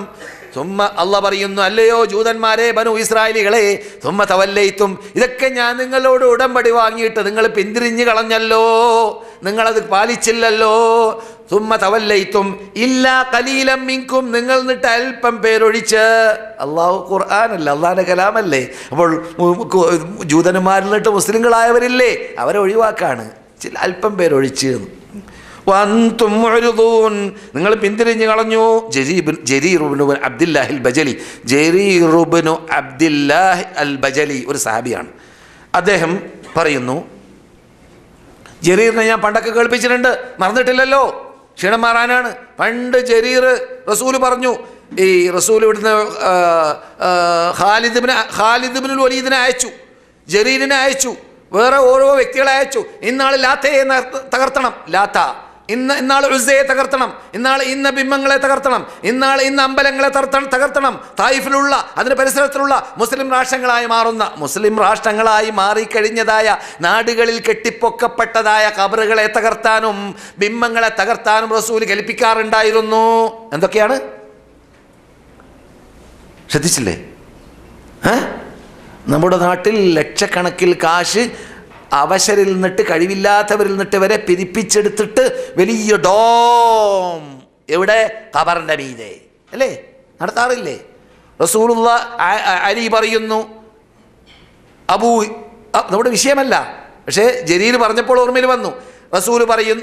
അലി പറയുന്നു, അബൂ ഹിയാജുൽ അസദി എന്നതായ അദ്ദേഹത്തിന്റെ പ്രജയോട്, അദ്ദേഹം ഖലീഫയായ സന്ദർഭത്തിൽ, അല്ലയോ അബൂ ഹിയാജേ, മുസ്ലിം റിപ്പോർട്ട് ചെയ്യുന്ന ഹദീസാണ് നിങ്ങൾ കേൾക്കുന്നത്, എന്തെങ്കിലുമല്ല. അബൂ ഹിയാജേ, എന്നെ റസൂൽ എന്നോട് കൽപ്പിച്ചതായ ബാധ്യത നിന്നോട് ഞാൻ കൽപ്പിക്കുന്നു. എന്താണത്? എന്നോട് റസൂൽ കൽപ്പിച്ചു, എവിടെയെല്ലാം മുസ്ലിം ഭരണകൂടത്തിൽ കെട്ടിപ്പൊക്കപ്പെട്ടതായ ഖബറുകളുണ്ട്, അവകളെ തകർത്തി തെരിപ്പണമാക്കി സമനിരപ്പാക്കി മാറ്റണം. അലിയിനോട് കൽപ്പിച്ചു. മനസ്സിലായില്ലേ? എന്നല്ലാതെ ഇല്ലാത്തവരിൽ നിന്നിട്ട് കാശുണ്ടാക്കിയിട്ട് പിരിവുണ്ടാക്കിയിട്ട് കെട്ടണമെന്നല്ല. മനസ്സിലായില്ലേ? അലിയിനോട് കൽപ്പിച്ചതായ വാക്കാണ്, മുസ്ലിം റിപ്പോർട്ട് ചെയ്ത ഹദീസാണ്. അപ്രകാരം തന്നെ എവിടെയെല്ലാം ബിംബങ്ങളുണ്ട് അവകളെ തകർത്തണം. അപ്പോൾ മുസ്ലിം ഭരണകൂടത്തിൻ്റെ കീഴിൽ നമ്മുടെ നാടായാലാണ്. എന്നല്ലാതെ ഈ ക്ലാസ്സും കേട്ടിട്ട് നാട്ടിൽ പോയിട്ട് ഖബറൊന്നും തകർത്താൻ പോണ്ട കേട്ടോ. മനസ്സിലായില്ലേ? നമ്മുടെ കസ്റ്റഡിയിലാണ് ഭരണകൂടമെങ്കിൽ, രാജാവിൻ്റെ ഓർഡറും കൂടി കിട്ടിയെങ്കിൽ, അല്ലെങ്കിൽ ഖലീഫയുടെ അല്ലെങ്കിൽ ഇമാമിൻ്റെ അല്ലെങ്കിൽ മുസ്ലിം ഭരണകൂടത്തിൻ്റെ ഓർഡർ കിട്ടിയാൽ തകർത്താൻ പോകണമെന്നാണ് പറഞ്ഞത്. റസൂലുള്ളാഹി സ്വല്ലല്ലാഹു അലൈഹി വസല്ലം കൽപ്പിക്കാതെ ആരും പോയി തകർത്തിട്ടില്ല. റസൂലുള്ളാഹി കൽപ്പിച്ച കൂട്ടത്തിൽ ജരീറിനോട് പറഞ്ഞു, പോകൂ ജരീറെ, നിങ്ങൾ ഇന്ന നാട്ടിൽ പോയിട്ട് ഇന്ന ബിംബത്തെ തകർത്തണം, ഇന്ന നാട്ടിലേക്ക് നിങ്ങൾ പോകണം. മഹാനായ ജരീർ പറഞ്ഞു, റസൂലേ, ദഅവത്തിന് വേണ്ടി അയക്കാണ് കേട്ടോ. ദഅവത്തിൻ്റെ ഇനത്തിൽപ്പെട്ടതാണത്. ജരീറിനെ ദഅവത്തിന് വേണ്ടി അയച്ചതായ സന്ദർഭത്തിൽ ജരീർ പറഞ്ഞു, എനിക്ക് കുതിരൻ്റെ മീതെ കയറാൻ പറ്റുന്നില്ല, കുതിരയുടെ മീതെ കയറി ഇരുന്നാലൊരു ഇളക്കം. എന്താണ് പ്രയാസം? പ്രാക്ടീസ് ഇല്ലാത്തവർക്ക് അങ്ങനെയാണ്. പ്രാക്ടീസ് ഉണ്ടെങ്കിൽ തന്നെ ചില ആൾക്കാർക്ക് അങ്ങനെ ആയിരിക്കും. അപ്പോൾ റസൂലുള്ളാഹി സ്വല്ലല്ലാഹു അലൈഹി വസല്ലം അദ്ദേഹത്തിൻ്റെ തലയിലോ ശരീരത്തോ കൈ വെച്ചിട്ട് എൻ്റെ ഓർമ്മയിൽ വരുന്നില്ല, ഞാൻ പറയാൻ വിചാരിച്ചല്ല, അദ്ദേഹത്തിൻ്റെ ഹിസ്റ്ററി പ്രാർത്ഥിച്ചു. അദ്ദേഹം പറയാം, അതിനുശേഷം പിന്നെ ഞാൻ കയറിയ കുതിരകൾ ഇളകാറുണ്ടായിരുന്നില്ല. ഇളകാന്ന് പറഞ്ഞാൽ ജനങ്ങളെ കയറിയിരിക്കുന്ന ആളെ താഴെ തകർത്തുന്ന രൂപത്തിൽ ഇളകാതെ ഉണ്ടായിരുന്നില്ല എന്ന്. അങ്ങനെയുള്ള ജരീർ ഇബ്നു അബ്ദില്ലാഹിൽ ബജലി റളിയല്ലാഹു തആല അൻഹു പറയുന്നു, ഞങ്ങൾ റസൂലുള്ളാഹിന്റെ ഹദ്റത്തിലേക്ക് വന്നതായ സമയത്ത് ഞങ്ങൾ നബിയോട് ചെയ്തതായ ബൈഅത്ത്, ലാ ഇലാഹ ഇല്ലല്ലാഹ് പറഞ്ഞ ശേഷം വഇഖാമിസ് സലാ, നമസ്കാരം നിലനിർത്തണമെന്ന് ബൈഅത്തിൽ ഉൾക്കൊള്ളിച്ചിരുന്നു. ഉടമ്പടിയിൽ ബനു ഇസ്രായേലികളോട് പറഞ്ഞതുപോലെ റസൂലുള്ളാഹിന്റെ അടുക്കൽ വന്നിട്ട് ഈ മുസ്ലിമാവുന്നവരോട് നമസ്കരിക്കണമെന്ന് ബൈഅത്ത് ചെയ്യാറുണ്ടായിരുന്നു. അപ്പോൾ ഒരാൾ ഇസ്ലാമിൽ കടന്നു വന്നാൽ ആദ്യമായിട്ട് അദ്ദേഹത്തെ കൊണ്ട് ചെയ്യിപ്പിക്കേണ്ടത് എന്താണ്? നമസ്കാരമാണ്. നമ്മുടെ നാട്ടിലൊക്കെ പലരും മുസ്ലിങ്ങളാകുന്നുണ്ട്, സ്ത്രീകളുണ്ട്, പുരുഷന്മാരുണ്ട്. പക്ഷേ എൻ്റെ അറിവനുസരിച്ചിട്ട് പലയിടങ്ങളിലും മുസ്ലിങ്ങളായി വരുന്നവരെ പിന്നെ നാം മുതാബഅത്ത് നടത്തുന്നില്ല എന്ന ആക്ഷേപം സാധാരണ എൻ്റെ അടുക്കൽ വരാറുണ്ട്, പ്രത്യേകിച്ച് സ്ത്രീകളിൽ നിന്നിട്ട്. അത് നാം ശ്രദ്ധിക്കേണ്ട ഭാഗമാണ്. അവർക്ക് വേറെ ആരുമില്ല. അള്ളാഹ് കഴിച്ചാൽ പിന്നെ മുസ്ലിങ്ങളായ തറവാട് മുസ്ലിങ്ങളായ നാമാണ് അവർക്കുള്ളത്. നാം അവരെ സുഹൃത്തുക്കളാണെന്ന് മനസ്സിലാക്കി അവർക്ക് ചെയ്യേണ്ട എല്ലാ ഒത്താശകൾ ചെയ്തു കൊടുത്ത് അവർക്ക് പെണ്ണില്ലെങ്കിൽ പെണ്ണ് കെട്ടിച്ചു കൊടുത്ത്, മുമ്പുള്ള പെണ്ണ് നഷ്ടപ്പെട്ടിട്ടുണ്ടെങ്കിൽ അതിന് പകരം മുസ്ലിം പെണ്ണിനെ കെട്ടിച്ചു കൊടുത്ത് അവരെ നാം അടുപ്പിക്കാൻ, അവർക്ക് വല്ല കുറവ് വന്നു പോകുമോ, അപകടത്തിൽ പെട്ടുപോകുമോ എന്ന തോന്നൽ രക്ഷപ്പെടുത്താൻ നമുക്ക് കഴിയും, നമുക്ക് സാധിക്കും. കേരളീയരിൽ പ്രത്യേകിച്ച് ധാരാളം മുസ്ലിങ്ങളുണ്ട്, അന്തസ്സോടുകൂടി ജീവിക്കുന്ന മുസ്ലിങ്ങളുണ്ട്. നല്ല ചുറ്റുപാടും അന്തരീക്ഷം നമുക്ക് അല്ലാഹു നൽകിയിട്ടുണ്ട്. അത് നാം ഉപയോഗപ്പെടുത്തണം. നമ്മുടെ മതമാണിത്. നമ്മുടെ ഇന്ത്യയിൽ പ്രത്യേകത വേറെയുമുണ്ട്. അതെന്താണ്? മതേതര രാഷ്ട്രമാണെന്ന് പറയപ്പെടുന്നത് കൊണ്ട് എല്ലാവർക്കും സ്വാതന്ത്ര്യമുണ്ട് മതം അംഗീകരിക്കാൻ, ഇല്ലേ? അത് ഉപയോഗപ്പെടുത്തണം. അതിന് നേരെ വിപരീതം ചെയ്യുന്ന വല്ല കാറൽ മാർക്സിസ്റ്റിൻ്റെ വല്ല നക്സലൈറ്റുകാരോ അല്ലെങ്കിൽ എന്താണ് അതിന് പറയാ, RSSകാരോ അങ്ങനെയുള്ളവരൊക്കെ അവിടെ ഉണ്ടെങ്കിൽ തന്നെ അത് വളരെ തുച്ഛമാണ്. ബഹുഭൂരിപക്ഷം അങ്ങനെയുള്ള അപകടത്തിൽ ജനങ്ങളെ ക്ഷണിക്കുന്നവരല്ല എന്നാണ് എൻ്റെ അറിവല്ലേ. ബഹുഭൂരിപക്ഷം ഹിന്ദുക്കൾ തന്നെ അപകടമില്ലാതെ ജീവിക്കണമെന്ന് ആഗ്രഹിക്കുന്നവരാണ് ഇന്ത്യയിൽ, അല്ലേ? ബഹുഭൂരിപക്ഷം മുസ്ലിങ്ങൾ തന്നെ അപകടമില്ലാതെ ജീവിക്കണമെന്ന് ആഗ്രഹിക്കുന്നവരാണ്. അത് നാം ഉപയോഗപ്പെടുത്തണം. നാം ഭീരുക്കളല്ല എന്നവർക്ക് പഠിപ്പിച്ചു കൊടുക്കണം, അവർക്ക് മനസ്സിലാക്കി കൊടുക്കണം. അതൊക്കെ നമ്മുടെ ബാധ്യതയാണ്. അക്കൂട്ടത്തിൽ പുതുമുസ്ലിമായി വരുന്നവർക്കുള്ളതായ എല്ലാ സംരക്ഷണങ്ങളും നമ്മളിലൂടെ ഉണ്ടാക്കാൻ വേണ്ടിയുള്ള പാടുപെടൽ, ആ ഖബറ് കെട്ടാൻ വേണ്ടി കെട്ടിപ്പൊക്കാൻ വേണ്ടി ഉപയോഗിക്കുന്നതായ കാശുകളൊക്കെ അവിടെ നിന്ന് നാം മാറ്റിവെച്ചിട്ട് ഇങ്ങനെയുള്ള കാര്യങ്ങളിലേക്ക് മുസ്ലിംകളെന്ന് പറയുന്നവർ നീക്കിവെച്ച് അള്ളാഹുവിൻ്റെ മതത്തെ സഹായിക്കാൻ രംഗത്തിറങ്ങണം. അള്ളാഹു അതിന് തൗഫീഖ് നൽകട്ടെ. ജരീർ പറയുന്നു, റസൂലുള്ളാഹി സ്വല്ലല്ലാഹു അലൈഹി വസല്ലം ഞങ്ങളോട് ബൈഅത്ത് ചെയ്തു, ആ കൂട്ടത്തിൽ നമസ്കരിക്കാൻ, അപ്രകാരം സക്കാത്ത് കൊടുക്കാൻ, ഓരോ മുസ്ലിമിന് സദുപദേശം ചെയ്യാൻ ഞങ്ങളോട് ഉടമ്പടി ചെയ്തു എന്ന് അദ്ദേഹം പറയുന്നു. ബുഖാരിയിൽ 524, മുസ്ലിമിൽ 56 നമ്പർ ഹദീസാണ് നിങ്ങൾ കേട്ടത്. നിങ്ങൾക്കെല്ലാവർക്കും പരിചയമുള്ള ദശക്കണക്കിന് സംഭവമാണ്. നമ്മുടെ ടൈം അവസാനിച്ചു. പരിപാടിയൊന്നുമില്ലല്ലോ. സാധാരണ ഇവിടെ ഞാൻ പറഞ്ഞുകൊണ്ടിരിക്കുന്നതായ അബൂ സുഫിയാൻ്റെ ഹദീസ് അല്ലേ? ബുഖാരി നമ്പർ എത്രയാണ്? അബൂ സുഫിയാൻ്റെ ഹദീസ് ഹിറക്കൽ ചക്രവർത്തിയുടെ അടുക്കലേക്ക് പോയ അടുത്ത് നാം പറഞ്ഞില്ലേ, ദഹയ്യത്തുൽ കൽബി എന്ന സഹാബിയുടെ കഥ പറഞ്ഞപ്പോൾ പറഞ്ഞിരുന്നു. പക്ഷെ അബൂ സുഫിയാൻ്റെ ദഹയ്യത്തുൽ കൽബിൻ്റെ കോലത്തിൽ ഖന്ദഖ് യുദ്ധം കഴിഞ്ഞ് മടങ്ങി വന്നപ്പോൾ ജിബ്രീൽ അലൈഹിസ്സലാം അറിഞ്ഞ കോലം അതാണെന്ന് ചരിത്രത്തിൽ കാണാൻ സാധിച്ചു. ദഹയ്യത്തുൽ കൽബിയുടെ കോലത്തിൽ. ആ ദഹയ്യത്തുൽ കൽബിയാണ് റസൂലുള്ളാഹി എഴുത്തയച്ചത്. ആർക്ക്? ഹിറക്കൽ ചക്രവർത്തിക്ക്. എത്രാം നമ്പർ ഹദീസാണ് ബുഖാരിയിൽ? ഓർക്കുന്നില്ലേ? 7-ാം നമ്പർ ഹദീസേ, തുടക്കാണ്. ബുഖാരിയിൽ എത്രാം നമ്പർ ഹദീസാണ്? 7-ാം നമ്പർ ഹദീസിൽ ബുഖാരിയിൽ തുടക്കത്തിൽ തന്നെ. സുബ്ഹാനല്ലാഹ്, 4000-ഓളം ഹദീസുള്ളതായ ബുഖാരിയിൽ 7-ാം നമ്പർ ഹദീസിലാണിത്. അവിടെ ഈ എഴുത്തിൽ റസൂലുള്ളാഹി തുടക്കത്തിൽ തന്നെ ഇലാ കലിമത്തിൻ സവാഇൻ ബൈനനാ വബൈനക്കും, നാം പരസ്പരം യോജിക്കുന്ന തത്വത്തിലേക്ക് നിങ്ങൾ മടങ്ങി വരണം ക്രിസ്ത്യാനികളെ, ഹിറക്കൽ ചക്രവർത്തി, റോമൻകാരെ എന്ന് അള്ളാഹു പറയുന്നതായ ആ ഭാഗം അവിടെ റസൂലുള്ളാഹി എഴുത്തിലയച്ചു. എഴുത്തിലത് അയച്ച ഉടനെ തന്നെ പിന്നെ മഹാനായ അബൂ സുഫിയാൻ റിപ്പോർട്ട് ചെയ്യുന്നു, എന്താണ് നിങ്ങളുടെ നാട്ടിൽ പുതുതായി വന്നതായ ആ ദൂതനാണെന്ന്, നബിയാണെന്ന് വാദിക്കുന്ന മുഹമ്മദ് കൽപ്പിക്കാറുള്ളത് എന്ന് ചോദിച്ചതായ വേളയിൽ യഅ്മുറുനാ, അദ്ദേഹം ഞങ്ങളോട് കൽപ്പിക്കൽ ബിസ്സലാ, ആദ്യമായി ഞങ്ങൾ മുസ്ലിങ്ങളായി കഴിഞ്ഞാൽ മുഹമ്മദ് നബി ഞങ്ങളോട് കൽപ്പിക്കൽ നമസ്കരിക്കാനാണെന്ന് മഹാനായ അബൂ സുഫിയാൻ മുസ്ലിമാകുന്നതിന് മുമ്പ് റോമൻ ചക്രവർത്തിയാകുന്ന ഹിറക്കലിൻ്റെ മുമ്പിൽ വെച്ചിട്ട്, കൊട്ടാരത്തിൽ ഡമസ്കസിൻ്റെ പരിസരത്തിലോ അല്ലെങ്കിൽ ജോർഡാൻ്റെ ഭാഗത്തിലോ വെച്ചിട്ട് അദ്ദേഹം പറഞ്ഞ വാർത്ത ബുഖാരിയിൽ കാണാം. നാം ചർച്ച ചെയ്യുന്ന നമസ്കാരം സാധാരണ സബ്ജക്റ്റ് അല്ല, പണ്ഡിതനിൽ ലോകം കിലിങ്ങിയ സബ്ജക്റ്റാണ്. അത് കണ്ടിട്ടാണ് പേടി, അത് കാണുമ്പോഴാണ് പേടിക്കുന്നവർ പേടിക്കാറുള്ളത്. എവിടെയും മുസ്ലിങ്ങൾ അല്ലാഹു അക്ബർ എന്ന് പറയുന്നത് കേട്ട് സഹിക്കാൻ സാധിക്കുകയില്ല. മനുഷ്യ പിശാചുകൾക്കും സാധിക്കുകയില്ല, ജിൻ പിശാചുകൾക്കും സാധിക്കുകയില്ല. പണ്ട് തന്നെ അങ്ങനെയാണ്.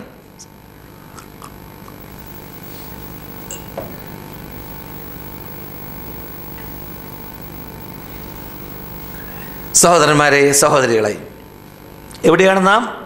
അതെ, അപ്പോൾ അബൂ സുഫിയാന് അമുസ്ലിമായ കാലഘട്ടത്തിൽ റോമൻ ചക്രവർത്തിയുടെ മുമ്പിൽ വെച്ചിട്ട് വിശദീകരിച്ചതായ ദഹിയത്തുൽ കൽബിയിലൂടെ റസൂലുള്ള മദീനയിൽ നിന്നിട്ട് റോമൻ ചക്രവർത്തിയിലേക്ക് അയച്ചതായ എഴുത്തിലുള്ള ഭാഗമാണ്.